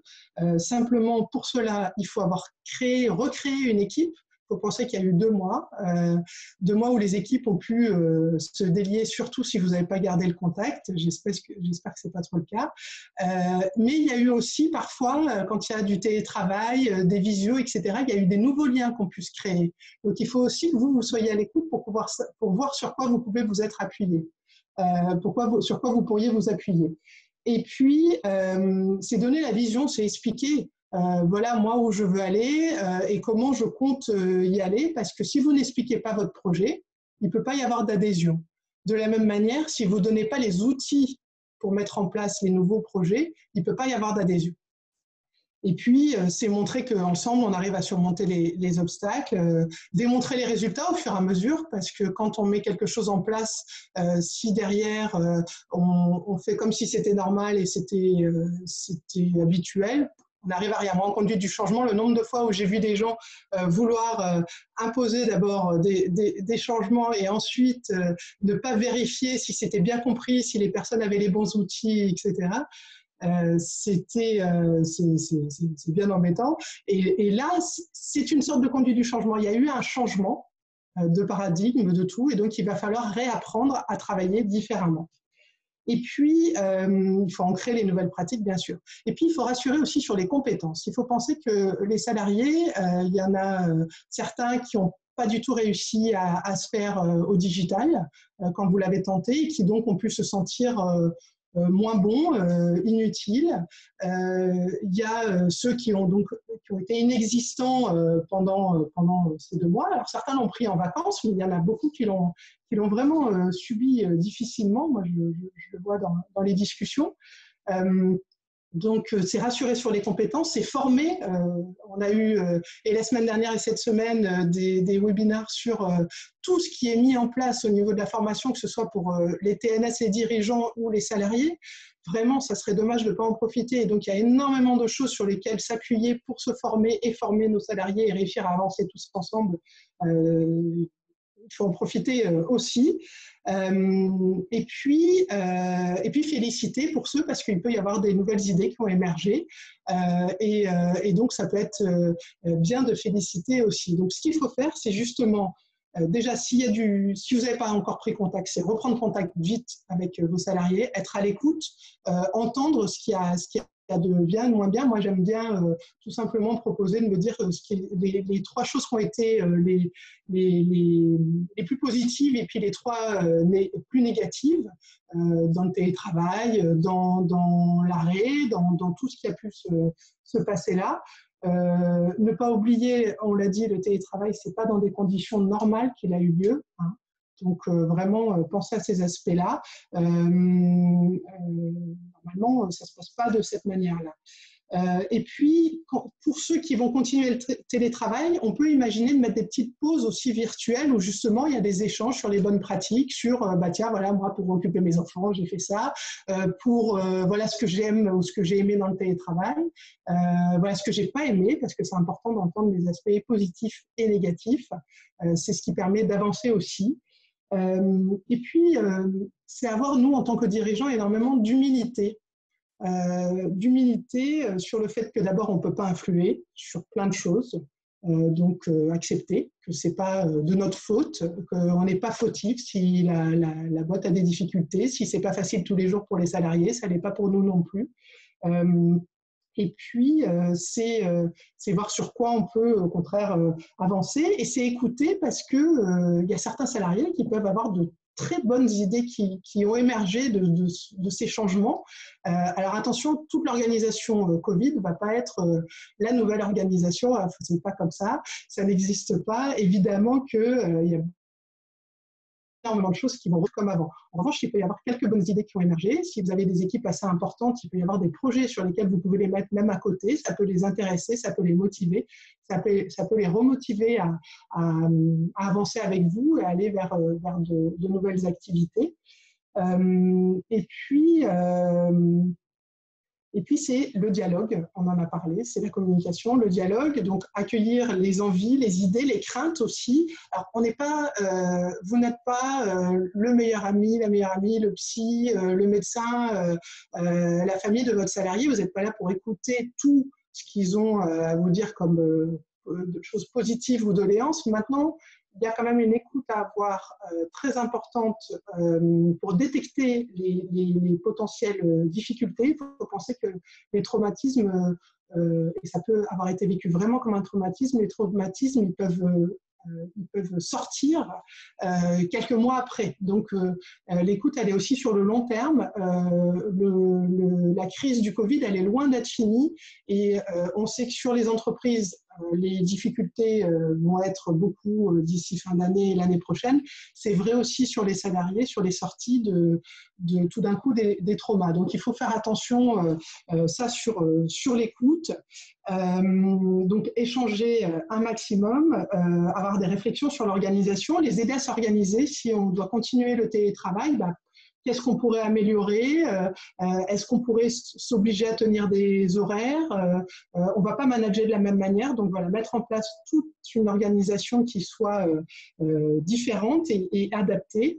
Pour ceux qui reviennent, il faut penser aussi qu'il n'y aura plus le sas de décompression de la salle de café, la machine à café ou la cigarette à plusieurs, puisque, a priori, moi, j'ai cru comprendre que maintenant, c'était seul pour ceux qui fumaient. Donc, ça aussi, réussir à le faire vivre différemment. Et puis, en tant que dirigeant, accepter aussi qu'on peut ne pas aller bien.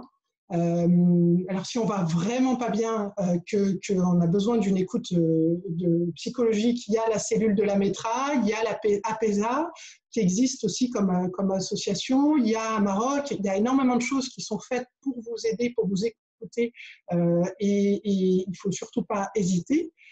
Mais si vous n'en êtes pas encore à être vraiment mal, à être proche du burn-out, à avoir des pensées suicidaires, etc., ce qu'il faut, c'est détecter avant et être capable de vous arrêter, d'accueillir vos émotions. Vous avez le droit d'être en colère. Il faut accueillir, accepter le fait qu'on soit en colère, qu'on soit fatigué, qu'on soit triste, qu'on soit angoissé, etc. C'est prendre du temps aussi pour soi, pour accepter ce qu'on peut ressentir, le ressentir et puis faire le petit pas de côté qui va permettre de voir un peu pardon, de voir les choses différemment. Voilà, le petit pas de côté qui va vous permettre de regarder ça différemment. C'est très, très important. Problème de sommeil. Alors, ce que je vais vous dire là, c'est vrai pour les salariés comme pour vous. Si on détecte qu'il y a des problèmes de sommeil et qui durent, des conduites à risque, que ce soit alimentaire, alcool, parce que tout le monde rit sur les apéros Zoom, etc. Mais attention, hein, il y a évidemment énormément de choses qui sont à risque là, sur le long terme derrière. La drogue, évidemment. Bon. Un salarié qui est tout d'un coup hyper agité, ou si vous avez une agitation qui n'est pas habituelle, quelqu'un qui évite, qui fait de l'évitement, évite votre regard quand il parle ou quand vous parlez, etc. Tout ça sont des signes que il faut peut-être prêter un peu plus attention, il faut peut-être le diriger justement vers la METRA où il faut vous poser un peu plus de questions sur votre état personnel. Donc, les conseils, c'est vraiment être à l'écoute de soi et des autres, réussir à regarder les situations avec un regard différent, une perception différente. Si ça ne va pas du tout, c'est à METRA, à Maroc, à PESA.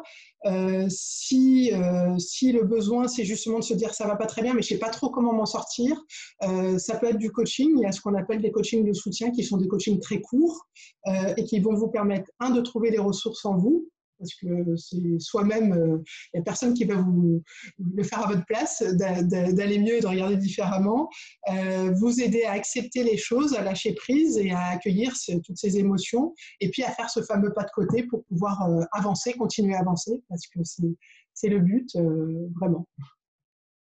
Voilà. Tu m'as demandé de faire court.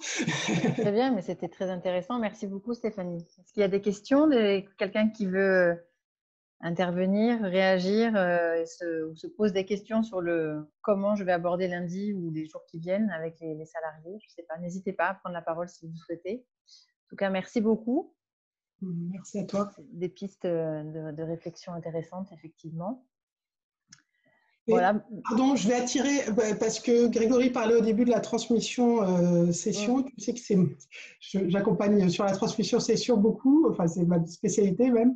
Et en tant que dirigeant, c'est aussi savoir prêter attention à toutes les difficultés auxquelles on fait face et se dire que pour certains, ne pas aller jusqu'au mur, ne pas aller jusqu'au bout, jusqu'au tribunal, aux difficultés, à la faillite, que parfois il faudra se poser les questions de vendre avant qu'il soit trop tard. Vendre même un peu moins cher, ça permet de partir quand même en étant bien, en gardant les emplois, l'entreprise et en évitant de partir avec des tas de dettes. Et ça aussi, ça va avec la santé de l'entrepreneur. Très bien. Écoute, merci beaucoup. Effectivement, comme vous l'a annoncé Grégory, on fera une réunion, enfin une conférence sur la transmission au mois de juin parce que c'était déjà d'actualité. Ça va l'être encore plus maintenant pour les entreprises. Voilà, ça va être un sujet primordial, effectivement. Merci à tout le monde. Merci à Véronique Demont et à toutes ces équipes qui se sont mobilisées cet après-midi. Merci pour ces éclairages. Voilà, je pense que la METRA est à votre disposition via la cellule Covid, avec une adresse Covid. Moi, je vais vous envoyer l'ensemble des documents que la METRA que Madame Demont m'avait envoyé là. Vous aurez le protocole de déconfinement, vous aurez un certain nombre d'éléments. Vous permettra de travailler un peu plus, de vous poser un peu et de travailler sur comment l'anticiper aussi, et tout ça. Et voilà, je vous remercie encore toutes et tous. Je vous souhaite un bon week-end du coup. Ah, attendez, j'ai des questions qui arrivent entre-temps. Ah non, c'est des remerciements, donc c'est bon, il n'y a pas de souci. Merci beaucoup. Je vous souhaite un bon week-end à toutes et tous. Et puis à très bientôt, peut-être, on espère un jour, bientôt, en vrai, pour de vrai. Voilà. Merci beaucoup. Au revoir. Merci. Merci, au revoir. Et merci. Au revoir, merci. Au revoir. Au revoir. Merci.